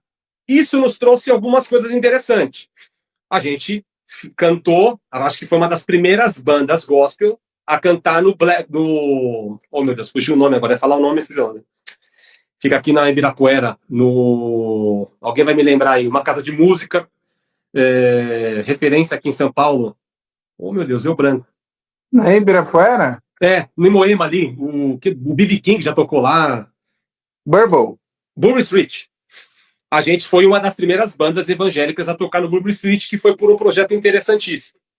Quando a gente cantou... Então, assim, na verdade, cara, Deus foi levando a gente por esses caminhos, sabe assim? Era a nossa... Cara, que lugar, hein? Levar a música Que pra fora. E lugar. foi acontecendo, cara. E a gente foi tocar lá. Mas era pra galera de igreja? Não, era pro público de lá. Tinha muita gente da igreja, mas era pro público de lá. Saindo do Burberry Street, surge uma outra situação. Um cara, diretor da TAM, ele era diretor da TAM da parte de marketing, viu a gente cantando e eles tinham aquele programa Fidelidade da TAM. Sim. Os clientes Fidelidade. E a TAM todo mês promovia um show para os clientes VIPs da TAM. O cara chama a gente para fazer. Cara, eu queria fazer alguma coisa com vocês. Né? Eu queria fazer alguma coisa com vocês. A gente falou, pô, vamos, com certeza, tal. Aí a gente não vai falar. O cara viu aqui a gente no Burberry, sabe assim? É historinha, não vai rolar nada. Passa um mês, o cara liga pra gente e fala assim: ó, eu vou fazer um show do Ivan Lins. E eu quero que vocês abram o show do Ivan Lins. Cara, como assim, cara, abrir o show do Ivan Lins? Sabe assim, como assim? Cara, então, o Ivan Lins vai cantar no Fidelidade e eu acho que vocês têm tudo a ver para abrir o show deles. Cara, foi um negócio... É engraçado, né? Quando a gente... Sabe aquela frase que diz assim, ó, cuidado que você pede porque acontece. Sabe assim? Cuidado que você pede porque acontece. A gente ficou chocado na hora, assim, sabe? Chocado. E falou, cara, como assim o show do Ivan Lins, né? Que foi uma outra fase, vou comentar depois, que a gente foi bastante criticado nessa época também. E a gente falou, cara, é a nossa missão, a gente sempre quis isso. A gente dizer, porque a gente tá com medo, porque a gente sempre quis isso, a gente sempre falou sobre isso. E a gente abriu o show do Ivan Lins, não bastando isso, a gente abriu o show do Ivan Lins, depois o cara chamou de novo, a gente abriu o show da Leila Pinheiro. Caramba. Ivan Lins. Mas, Sandro, como assim? E a gente não foi com banda, né, porque ia ficar muito pesado, ia ficar chocante tocar FLG, depois tocar Ivan Lins, MPB, então a gente fez só um negócio meio que teclado e voz e violão. Cara, mas foi sensacional, porque lá o público era 100% da galera que não era da igreja. E era essa galera que a gente queria mesmo. E o cara falou, vocês podem levar o CD de vocês, não tem problema, pode vender lá, tranquilo. Então foram, assim, duas situações marcantes pra gente. Por que eu tô falando disso? A partir daí, a gente começou a falar, cara, a gente precisa começar a quebrar algumas barreiras e partir para outros níveis, para outros caminhos. Porque hoje é uma coisa comum você ver show da galera no Credit Core Hall, seja onde for. Naquela época não era uma coisa comum. Até porque naquela época era uma coisa chocante você ver uma música gospel numa casa de show. A primeira vez que eu fui numa casa de show música gospel foi no Dama Choque. Não sei se você pegou a época do Dama Choque. Você lembra disso, não? Não. Eu lembro, sei da história, não, mas eu era bem mais novo ali. Não, e o Dama Choque era a época do Renascer, então o Resgate tocava lá, Cates Barnea e tal. Mas e mesmo assim foi chocante para a época, foi muito chocante para a época. E a gente falou, vamos fazer? Vamos fazer. E outra coisa que levou a gente a isso. A gente tinha muito amigo que não ia no nosso lançamento se fosse numa igreja. O cara não ia. Alguns caras que estavam lá, depois eu vou citar. Mas então a gente queria quebrar essa barreira primeiro, cara. E outra coisa, fazer de fato um show. Tem gente que fala assim, que tem gente que não gosta que usa o termo show, né? Cara, show em inglês significa mostrar, apresentar. Não é show. Não... As pessoas misturam lá do artista, né, com o artista da Globo. Não é isso. Show é show. Show, mostrar alguma coisa. A gente queria fazer uma coisa profissional, que na igreja não tinha uma estrutura para isso. Tinha que ser uma casa de show. A gente queria mostrar assim, cara, dentro da igreja tem muita música boa ainda. E a gente pode quebrar essa barreira de que, assim, cara que não é da igreja não escuta música evangélica. Assim, tinha isso aí muito forte. Não, cara, música evangélica eu não escuto. Foi quando a gente veio essa ideia maluca, né? Foi um pouco. Ó, Silveira na área aí. É isso que eu ia falar. Entrou alguém aqui que eu acho que você conhece, Silveira. E aí, cara, a gente. Foi uma ideia maluca, porque, assim, a gente tinha que investir para fazer isso. Porque não teve ninguém que comprou a ideia desses quatro malucos de fazer um show no Olímpia. Entendeu? Porque, primeiro, o Olímpia naquela época era a casa referência. Era como se a gente fosse fazer um show hoje no Credit Car Hall. Outro detalhe, nós não tínhamos uma música popular. A gente tinha uma música segmentada, era para quem curtia Black Music. Silveira na área, fala, irmão. Tinha uma música segmentada. Então, era uma série de coisas que passavam na nossa cabeça. Cara, primeiro, será que a igreja vai aceitar isso? e se a gente tiver uma resistência da igreja e ninguém aparecer aqui no dia do show? Né? Porque, assim, a gente fez o show, e o show ele ia cobrir os custos do evento. Não teve ninguém patrocinador, não teve. A gente falou, cara, vamos fazer. Não bastando isso, veio a segunda situação. A gente falou, cara, peraí, se a gente vai fazer um show numa casa secular, a gente tem que anunciar para o público secular. Aí vem a grande ideia, começar a divulgar nos lugares seculares, revista. Isso aí o Silveira que me lembrou. Saiu na revista Raça, na época, que era Raça Brasil, que era uma revista negra, muito forte na época. A gente fez aqueles anúncios no metrô. É isso que eu ia comentar, eu ia falar da questão do ônibus, eu não lembrava se era ônibus ou metrô, porque tinha isso muito forte em São Paulo. Rolou, não rolou ônibus e metrô? Rolou ônibus, rolou metrô, rolou revista, um monte de lugar. Tem até uma situação engraçada pra caramba que te lembrou esses dias da última live, que o Carlinhos tava no metrô, acho que voltando do trabalho, alguma coisa assim, e ele falou que parou assim, aí o cara olhou, porque o anúncio do metrô fica em cima da cabeça, que você senta, ele fica aqui em cima, né? Aí acho que o cara olhou pra ele assim, olhou pra foto, olhou pra ele, olhou pra foto e falou, não é possível. Não é possível que o cara tá aqui dentro do metrô. E ele falou assim, o cara ficou me olhando, olhou, aí foi embora, mas com certeza ele reconheceu. Então a gente fez essa loucura, cara. E assim, e tudo a gente investiu, a gente acreditou nisso, que poderia ser um marco para a música evangélica, e um marco na questão, cara, de primeiro, a motivação disso, levar a música para as pessoas com uma mensagem de paz, de amor, de uma forma diferente, quebrando uma série de paradigmas que tinha na igreja. E aí a gente conseguiu, cara. Foi sensacional, a gente conseguiu. Pra gente foi assim, se pelo menos eu posso falar por mim, foi a maior experiência que a gente teve como quarteto, foi a gente fazer show esse dia. Eu me lembro como se fosse hoje que a gente estava no camarim. Cara, era assim, o show ia começar às 8 horas da noite e a gente estava no camarim, cara, tenso, mas tenso demais, sabe? Tenso, porque foi um investimento alto, a gente estava preocupado como ia ser aquilo. E aí a gente falou assim, cara, um amigo nosso falou, o Silveira falou, sai lá fora e filma, que a gente quer ver como que tá isso aí. A gente pediu para ele sair com medo dele voltar, sabe assim, como ele ia voltar. Cara, ele volta, ele já tinha celular de câmera, acho que na época, alguma coisa, porque ele tinha um celular, e ele, não, celular nada de câmera, o Silveira tinha uma filmadora, aquelas maquininhas, isso. Filmadora. E aí o cara volta, cara, a fila dando volta no quarteirão, sabe assim? Porque as pessoas estavam entrando. Cara, pra gente, assim, foi sensacional. E a gente, aquela hora, assim, a gente agradeceu a Deus demais. Porque a gente sabia que ele estava naquilo. Não foi uma ideia nossa, não era pra gente, não era pra engrandecer a gente, não era isso, jamais. Mas era pra engrandecer ele. E quando a gente entrou e viu tudo... E, cara, ainda aconteceu uma situação terrível, porque nosso show... outro detalhe, o nosso show foi numa segunda-feira, cara. Segunda-feira. Quem sai de segunda para algum lugar, sabe assim? E só que nesse final de semana era o show do Roberto Carlos. E o Roberto Carlos, como sempre, né? Estouro de bilheteria, o que os caras fizeram? Ele vai continuar, né? Ele marcou um show extra para terça-feira. Só que o show do Roberto, os caras queriam derrubar o nosso, na verdade, mas aí não tinha como. E aí o que aconteceu? Só que o show do Roberto Carlos, ele monta um camarim próprio dele no palco, no fundo do palco. Porque o camarim dele é todo higienizado, só ele fica lá dentro, uma série de situações. Só que o camarim dele pegava mais ou menos 3 metros do nosso palco. E os caras falaram, não, a gente não vai tirar o camarim do Roberto Carlos para vocês cantar e montar no outro dia. Cara, era o Roberto Carlos, né, meu? A gente vai falar o quê? Era o Roberto Carlos. E a gente tinha um desenho do palco todo, estava desenhado já, sabe assim? A sorte que o palco do Olímpia, ele tinha uma profundidade muito grande.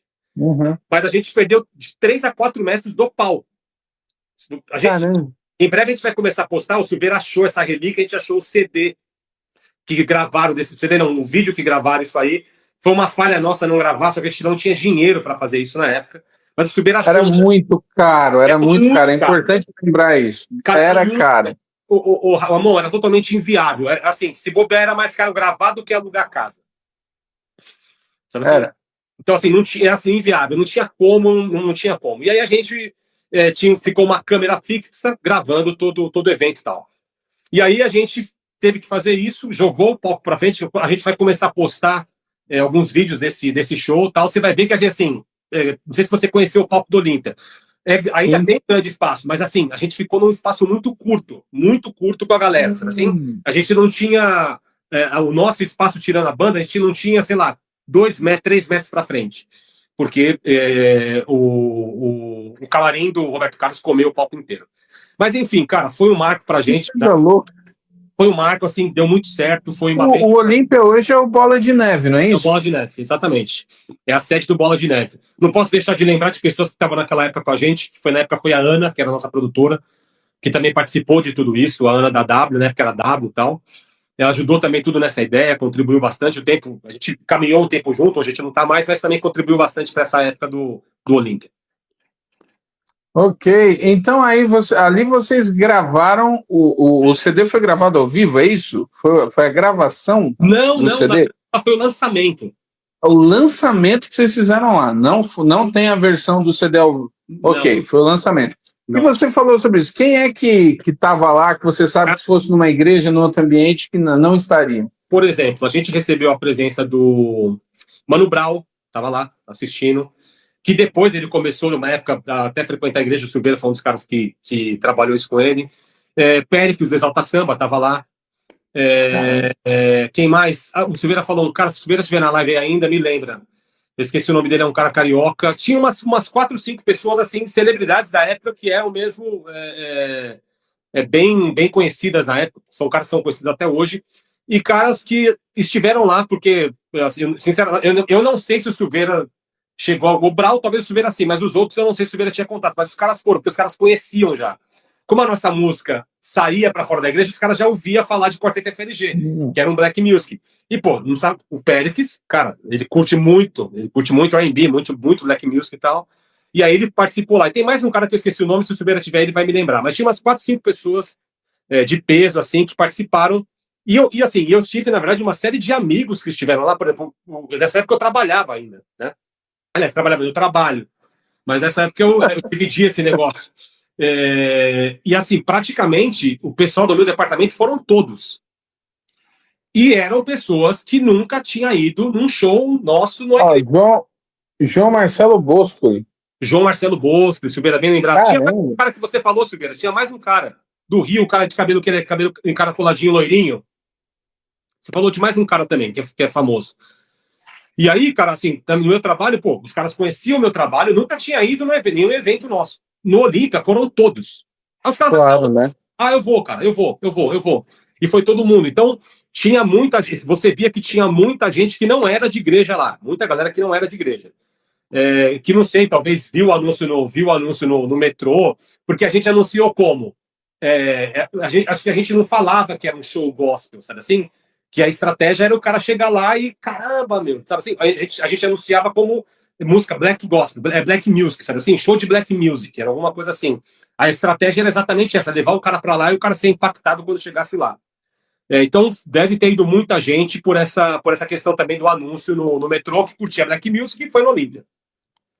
Nossa, e vocês conseguiram, assim, cobriu tudo? Cara, tava lotado aquilo, Ramon. Tava lotado. Você vai ver quando começar a postar os vídeos, a gente tava vendo o vídeo e a gente chorou, cara. A gente chorou, sabe assim? Porque a gente não esperava. A gente a cabeça às vezes pessimista, né, cara? A gente fala assim, cara, a gente ficava assim, ó. Se lotar do meio pro fundo, tá bom.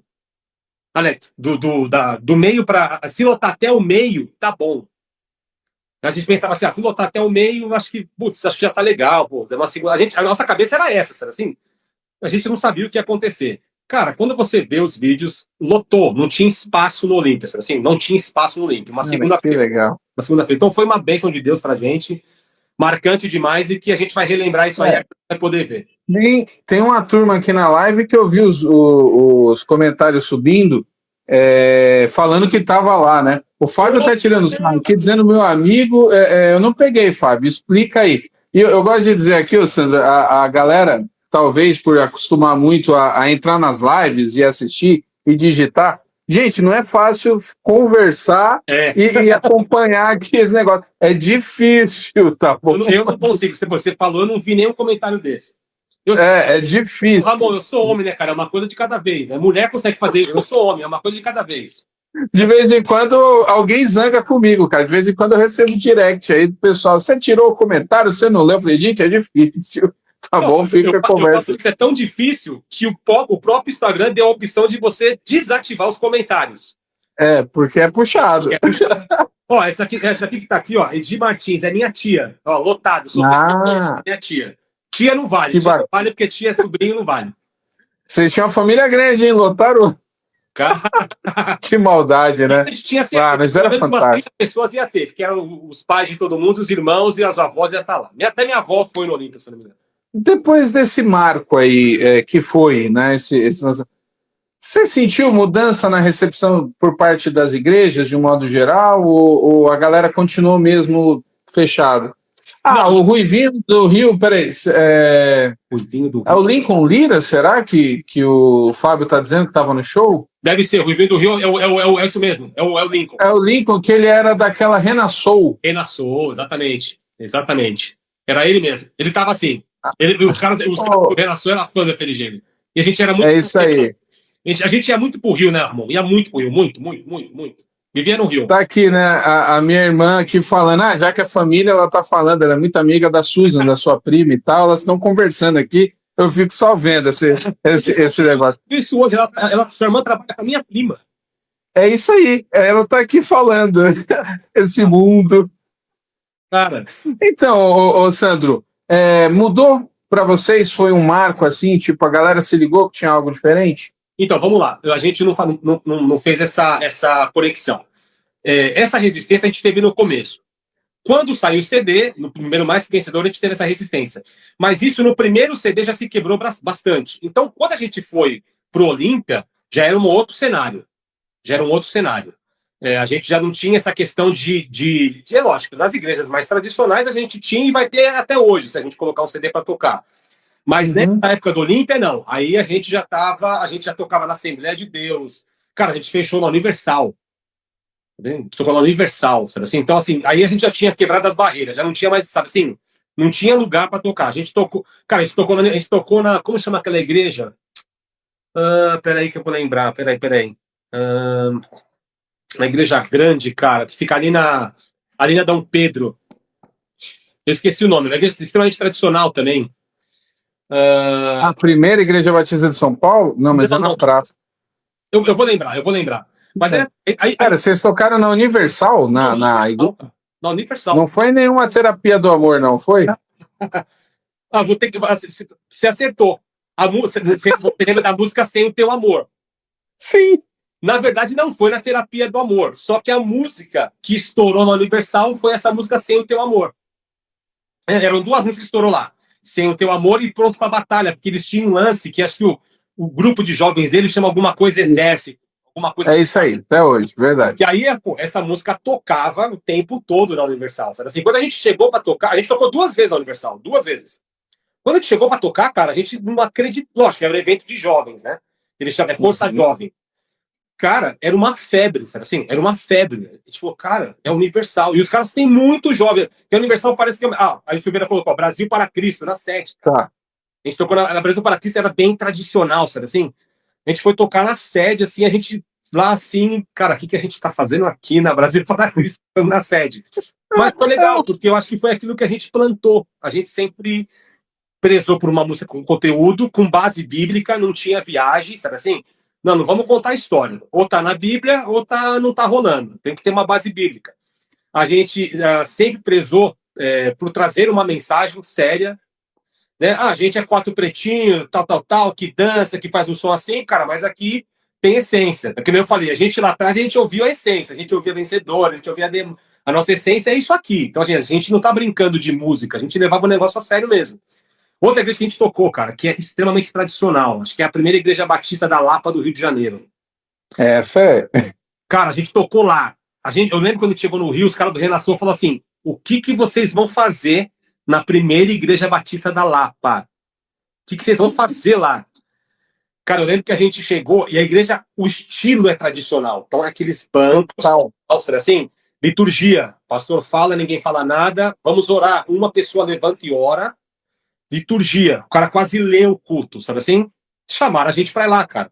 A gente foi, cantou. E assim, E cantou, só que lá foi sem banda, porque senão aí seria demais, a gente ia assustar os caras. Não, a gente tocou 2 dias, a gente tocou num culto à noite e num culto de manhã. Ah, vocês voltaram pro domingo de manhã, cara. Beleza. Cara, assim, sensacional, sabe assim? E a gente tocou, e lógico que a gente dava uma selecionada, né? Então, por exemplo, cara, a gente lá a gente tocava na Dé maior, que era uma batida mais leve. Só que tinha sempre aquele cara que no final gritava: pronto pra batalha! Assim, que é inevitável. Ah, é? Alguém que queria ver o clima ficar legal, viu? Que pedia assim na igreja muito tradicional. Pra caramba. Então, aí depois que a gente quebrou essa barreira, a gente foi. Aí não tinha mais limite, não. A gente tocou em bastante lugar, muita igreja tradicional, muita, tradicional mesmo. Já chegamos em igreja do pastor derrubar o som, cortar o som. A gente foi cantar numa igreja Assembleia de Santo André. Acho que é a Central de Santo André, igreja grande, eu acho que é a Assembleia Central de Santo André. Igreja grande, era congresso de jovens, a galera da Assembleia, tava tudo, aí a gente chegou, a gente estava vindo de um outro evento, igreja lotada de jovem, aí o irmão, não, vamos entrar aqui pelo meio. Eu falei, irmão, não vamos entrar pelo meio. Vamos entrar por trás. Escuta o que eu tô te... Não, irmão, não tem. Eu falei, irmão, não vamos entrar pelo meio. Cara, a gente já sabia, cara, quando a gente começou a entrar, começou a galera, né, meu? O pastor falou, cara, já fiquei, a gente ficou extremamente sem graça já. A gente falou outra coisa, irmão, sim, porque na Assembleia você chega, senta no púlpito, né, meu?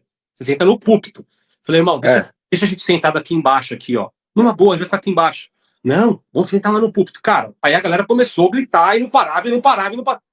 E aí o pastor já rolou aquela primeira ralada do pastor. Isso aqui é uma igreja, isso aqui não é uma casa de show. Assim, ó, aberto, no microfone para todo mundo. Aí a gente já aqui, né, cara, de cabeça baixa, aqui no púlpito, né, cabeça assim, já, né, tal. Entramos pra cantar. Quando a gente entrou pra cantar, a galera saiu do banco e veio pra frente, cara. Ele derrubou o som na hora. Ele derrubou o som. Derrubou na hora. Derrubou o som geral. Pegou o microfone e falou assim, aqui não é por causa de som, não sei o quê, tal. Ou todo mundo volta pro lugar, o FNG vai embora e não vai cantar.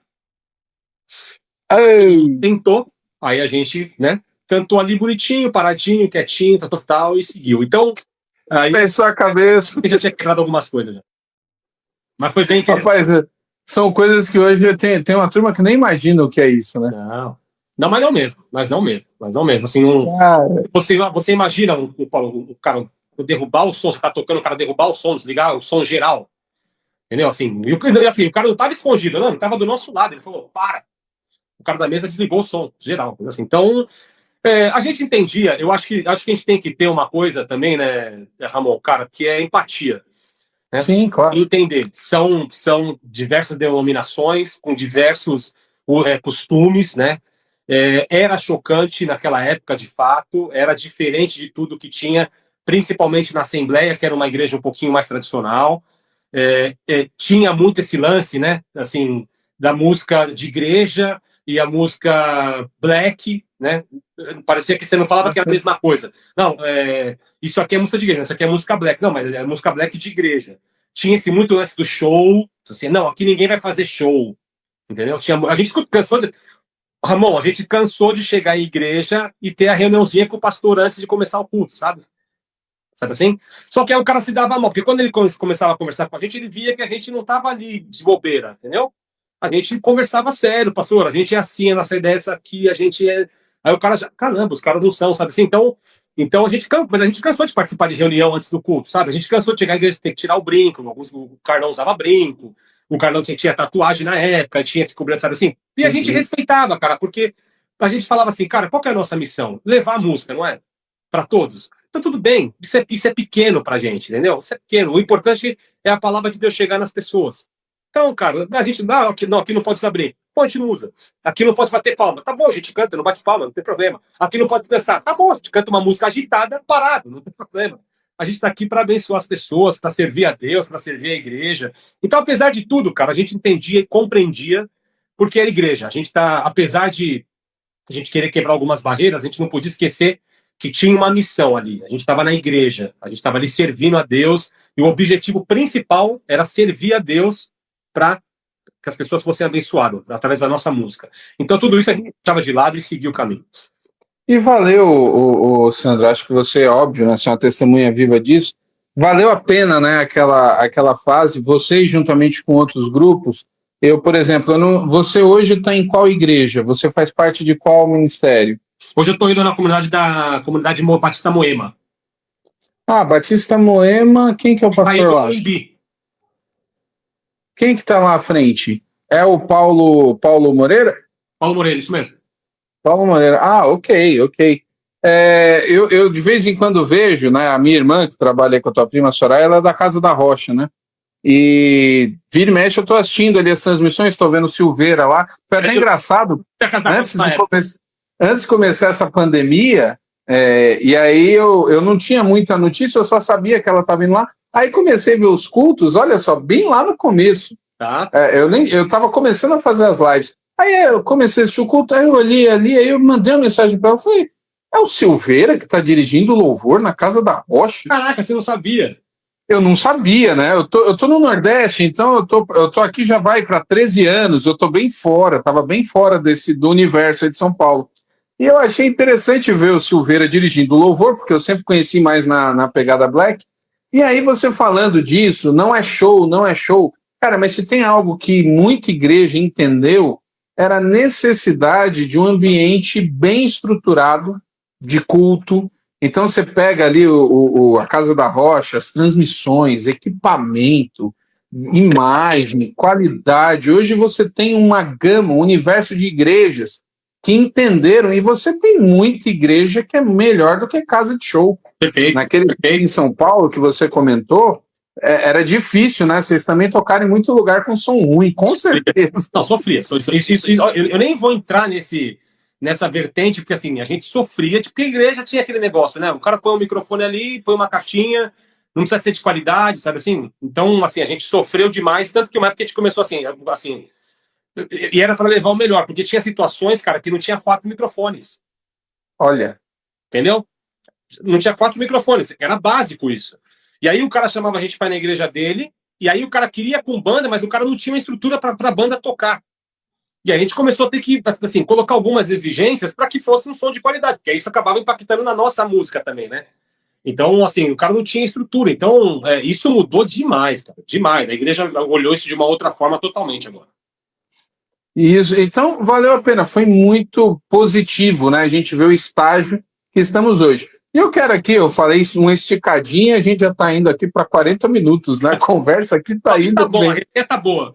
Pois é, né? Gostoso. Eu vejo aqui a quantidade, que o número é mais ou menos uniforme, então a turma está ficando aí, isso é bem legal.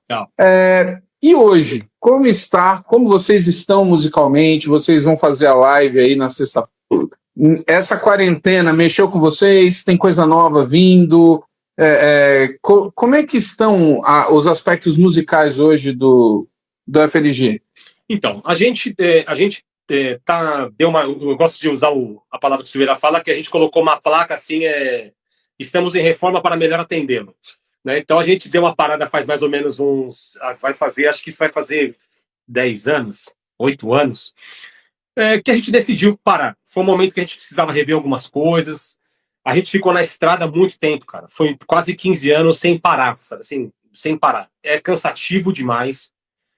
Como eu falei, eu trabalhava, então assim, eu era o executivo de uma operadora de plano de saúde, então assim, minha vida não era fácil, porque eu trabalhava de semana, tinha algumas flexibilidades e tal, mas assim, eu saía às vezes na quinta, e a gente voltava no domingo, saía na sexta, voltava no domingo, era extremamente cansativo, e a gente fez isso durante uns 10, 12 anos direto, sem parar, todo final de semana. E a gente fazia isso às vezes de quinta a domingo, até o dia que a gente falou, cara, não dá também outra coisa, precisa congregar.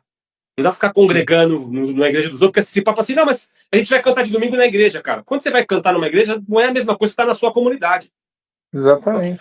E a gente começou a sentir falta disso, sabe, cara? Falta, porque você vai lá e canta, e aí você não consegue, sabe, prestar atenção na palavra direito às vezes, porque tá todo mundo ali, sabe? Aí o Silveira falou, meu, chega, a gente vai cantar agora até sábado. Domingo, igreja.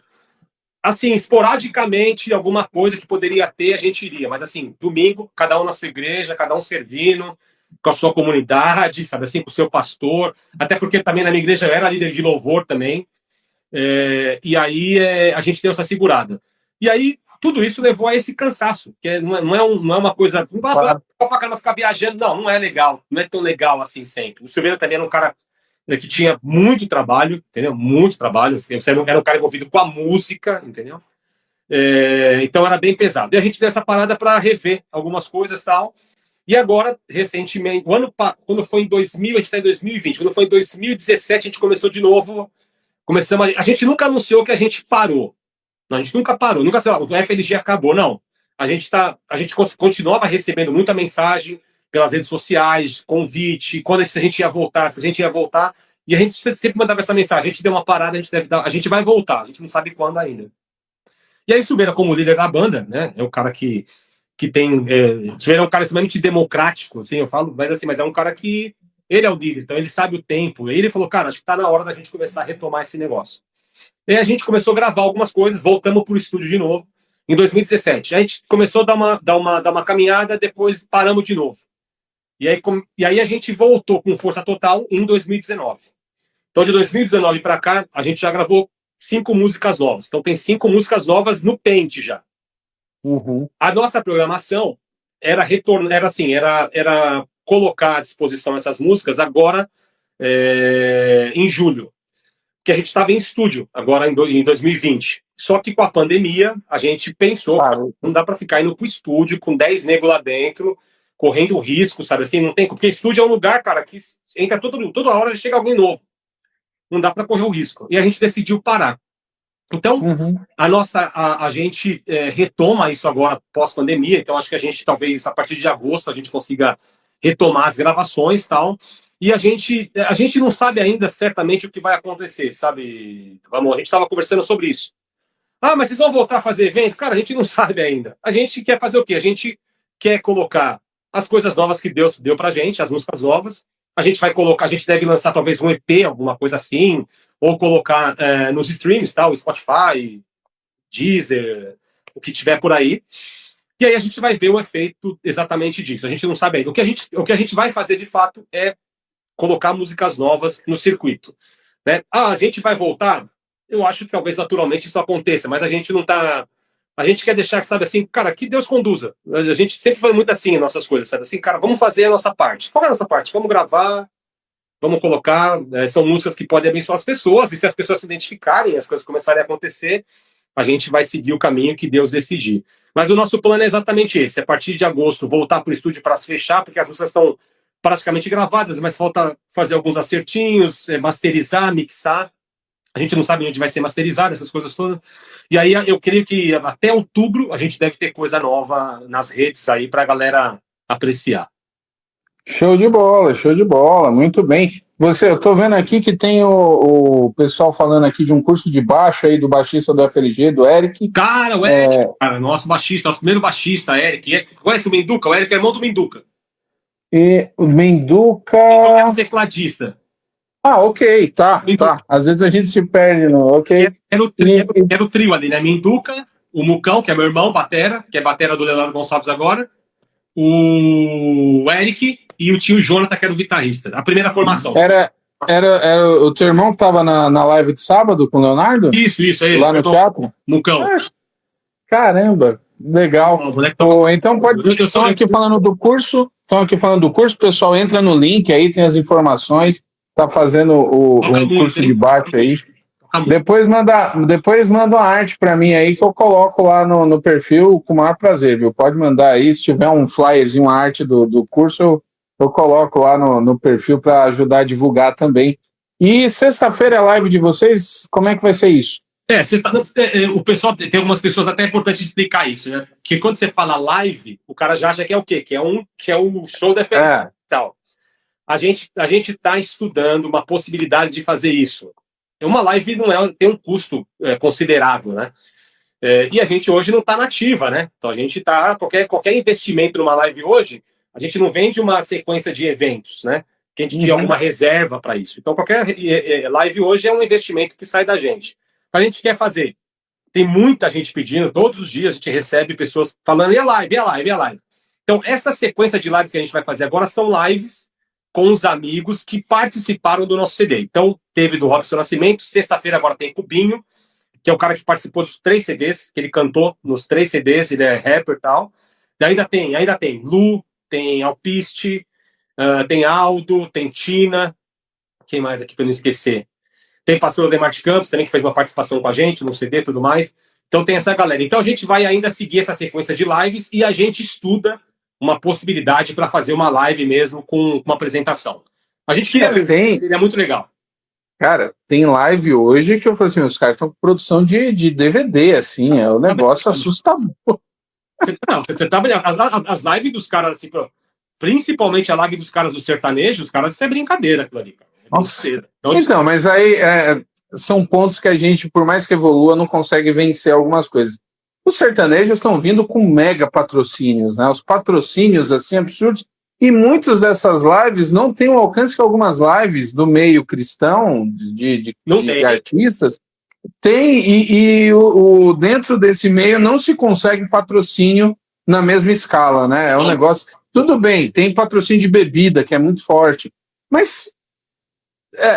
que nem você fala, né? Assim, às vezes a falta de visão, às vezes, da galera de entender isso, a visão que não tinha na época de vocês ali, do Olímpia, a galera, vocês passaram esse medo todo do investimento, falta de visão da turma de entender que era algo que valeria a pena investir. Exato. E hoje ainda tem uma certa cegueira. Eu lembro do Fábio comentando, há uma certa dificuldade, por exemplo, com a live de patrocínio, para conseguir patrocínio para a live da banda rara, né?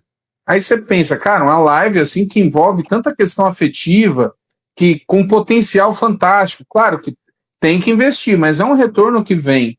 Enfim, faz parte. Eu quero te agradecer, cara. Com certeza. A banda rara eu assistiria e guardaria para mim aí. Cara, é show de bola, assim, são coisas... Enfim, quero te agradecer aí por essa quase 2 horas de conversa. Super. Pra galera que não conhece o perfil, tá salvo, viu, gente? A primeira já tá lá, essa aqui eu salvo, depois vocês podem, e aí depois eu vou começar a subir, né? Eu subi algumas, mas não dou conta. Também sou pastor, pai, marido, não consigo. Puxado, cara. Então não tô conseguindo subir pro YouTube, mas depois eu vou colocar as coisas no YouTube também. Mas no Instagram já tá garantido aí no IGTV, e é muito bom. Quero te agradecer pela conversa, muito boa. Né, que Deus continue abençoando aí e me mande as novidades, se tiver vídeo eu vou colocando ali, que a gente espera. Essas músicas que você falou não estão nas plataformas ainda. Não, ainda não, porque a gente pensou em lançar alguma coisa agora, assim, na pandemia, mas aí, porque tem uma música praticamente pronta. Mas aí a gente achou melhor lançar elas todas quando para sair as 5 músicas, talvez vai ser umas 5 músicas de uma vez, ou vai sair 3, depois vai ser uma coisa assim. Então não tá ainda, mas a gente acredita, lógico, resolvendo essa questão da pandemia, a gente pretende voltar pro estúdio talvez em agosto, meio de agosto, e aí a gente parte já para voltar pro estúdio e começar a terminar os trabalhos. Beleza. Tá, já então, brigadão aí pela conversa, pelas informações, vamos continuar trocando as figurinhas. Sei que você, antes mesmo de eu ter convidado para fazer a live, você já entrava, participava aí, tem acompanhado. Sensacional, então... trabalho, sensacional. Sou muito grato. Eu quero até dar os parabéns, pastor, assim, cara, eu acho muito legal, porque assim, você falou uma coisa importantíssima aqui hoje, que eu acho que isso falta, que você falou, é da gente valorizar a essência de tudo isso, os caras que começaram isso, sabe assim? E eu vejo pouco isso, né? Então, hoje você vê as coisas, são só os caras que estão ali estourados, sabe assim? E tem gente, cara, que é muita essência, que é muito conteúdo, é muita, sabe assim, e ninguém fala mais. Então, assim, quando eu entro aqui, eu entro aqui, cara, e vejo, por exemplo, você falar do Milad, você falar, sei lá, que você vai entrevistar, por exemplo, eu vi esses dias aqui, acho que foi o Gerson Ortega, tinha um grupo, tinha uns 3 caras. Cara, isso. Sabe assim, cara, ninguém fala, tem gente que não fala mais disso, tem gente que não conhece, cara, a gente tem que conhecer as nossas raízes, sabe assim? Foram caras que fizeram, se a gente chegou até aqui agora, esses caras começaram lá atrás, sabe assim? O cara, o Vencedores, o cara tem um espaço absurdo na música evangélica, você pega um Ademar, tem um espaço, muita gente lá de trás que fez muita coisa pra gente chegar até aqui, e as pessoas perderam isso. Então, eu já acho legal o nome, que é Música Cristã no Brasil. Não é que tipo de música, é a música, é a história da música. Então, sensacional o seu trabalho, não para. Eu sempre entro, sim, sempre que eu tô aqui, eu entro, porque eu gosto de escutar. eu sempre, na minha vida, eu sempre tive referências. Pessoas que são minhas referências, sabe assim? Ah, nossa, não, mas a referência é Jesus. Não, Jesus é a minha principal referência, inspiração. Mas referências, pessoas que assim, falam, cara, eu queria ter essa visão. Eu queria seguir esse caminho, sabe? Eu queria ter essa vida, assim. Então, eu acho que isso aqui traz isso pra gente, né? E quando você ouve uma live, você escuta coisas do cara, você fala, caramba, o cara passou por isso e eu tô reclamando de algumas coisas ainda, sabe? Então, Verdade. cara, assim, é muita lição para nossa vida, é enriquecedor demais. Não pare, que Deus te abençoe, que te abra assim a cabeça para você lembrar de muita gente ainda, talvez, ainda, né? Que te vai lembrando, né? Cara, você vai É verdade. lembrando, né? Que nem o Vravos, cara, lembrei do Vravos hoje, sensacional. Então, assim, então que Deus te abençoe, cara, e conta sempre com a gente, comigo, com a FLG, que a gente tá aí. Quando tiver as novidades, certeza que eu vou te mandar. A gente vai fazer Manda que é um prazer. mundo. Vamos poder estar junto no mesmo espaço, porque hoje não dá, né? Mas Verdade, com certeza. hoje não dá. Mas obrigado pela oportunidade, foi um prazer. Todo mundo que participou. Desculpa não estar respondendo todas as mensagens que nem eu falei. Também não consigo ler e falar aqui. É difícil isso aqui. Ficar rolando. Então tá já. Mas foi sensacional, adorei, um prazerzão. Brigadão, então, valeu. O Valmir tá aqui hoje à noite, 9 horas. Vou conversar com o Valmir do Milad, ali, a época do Milad, aquele Milad 2 ali, ele canta umas músicas. Eu tinha o CD do Milad, cara. Eu tinha o CD do Milad, cara. A capa era uma chuvinha, assim, eu tinha CD. É, fantástico, fantástico. O Silveira tá aqui ainda também. Valeu, Silveira, vamos junto. E Sandro, brigadão, aguardando as novidades e até a próxima live, tá bom? Obrigado. Até mais, pessoal. Valeu. Paz, show. tchau, tchau.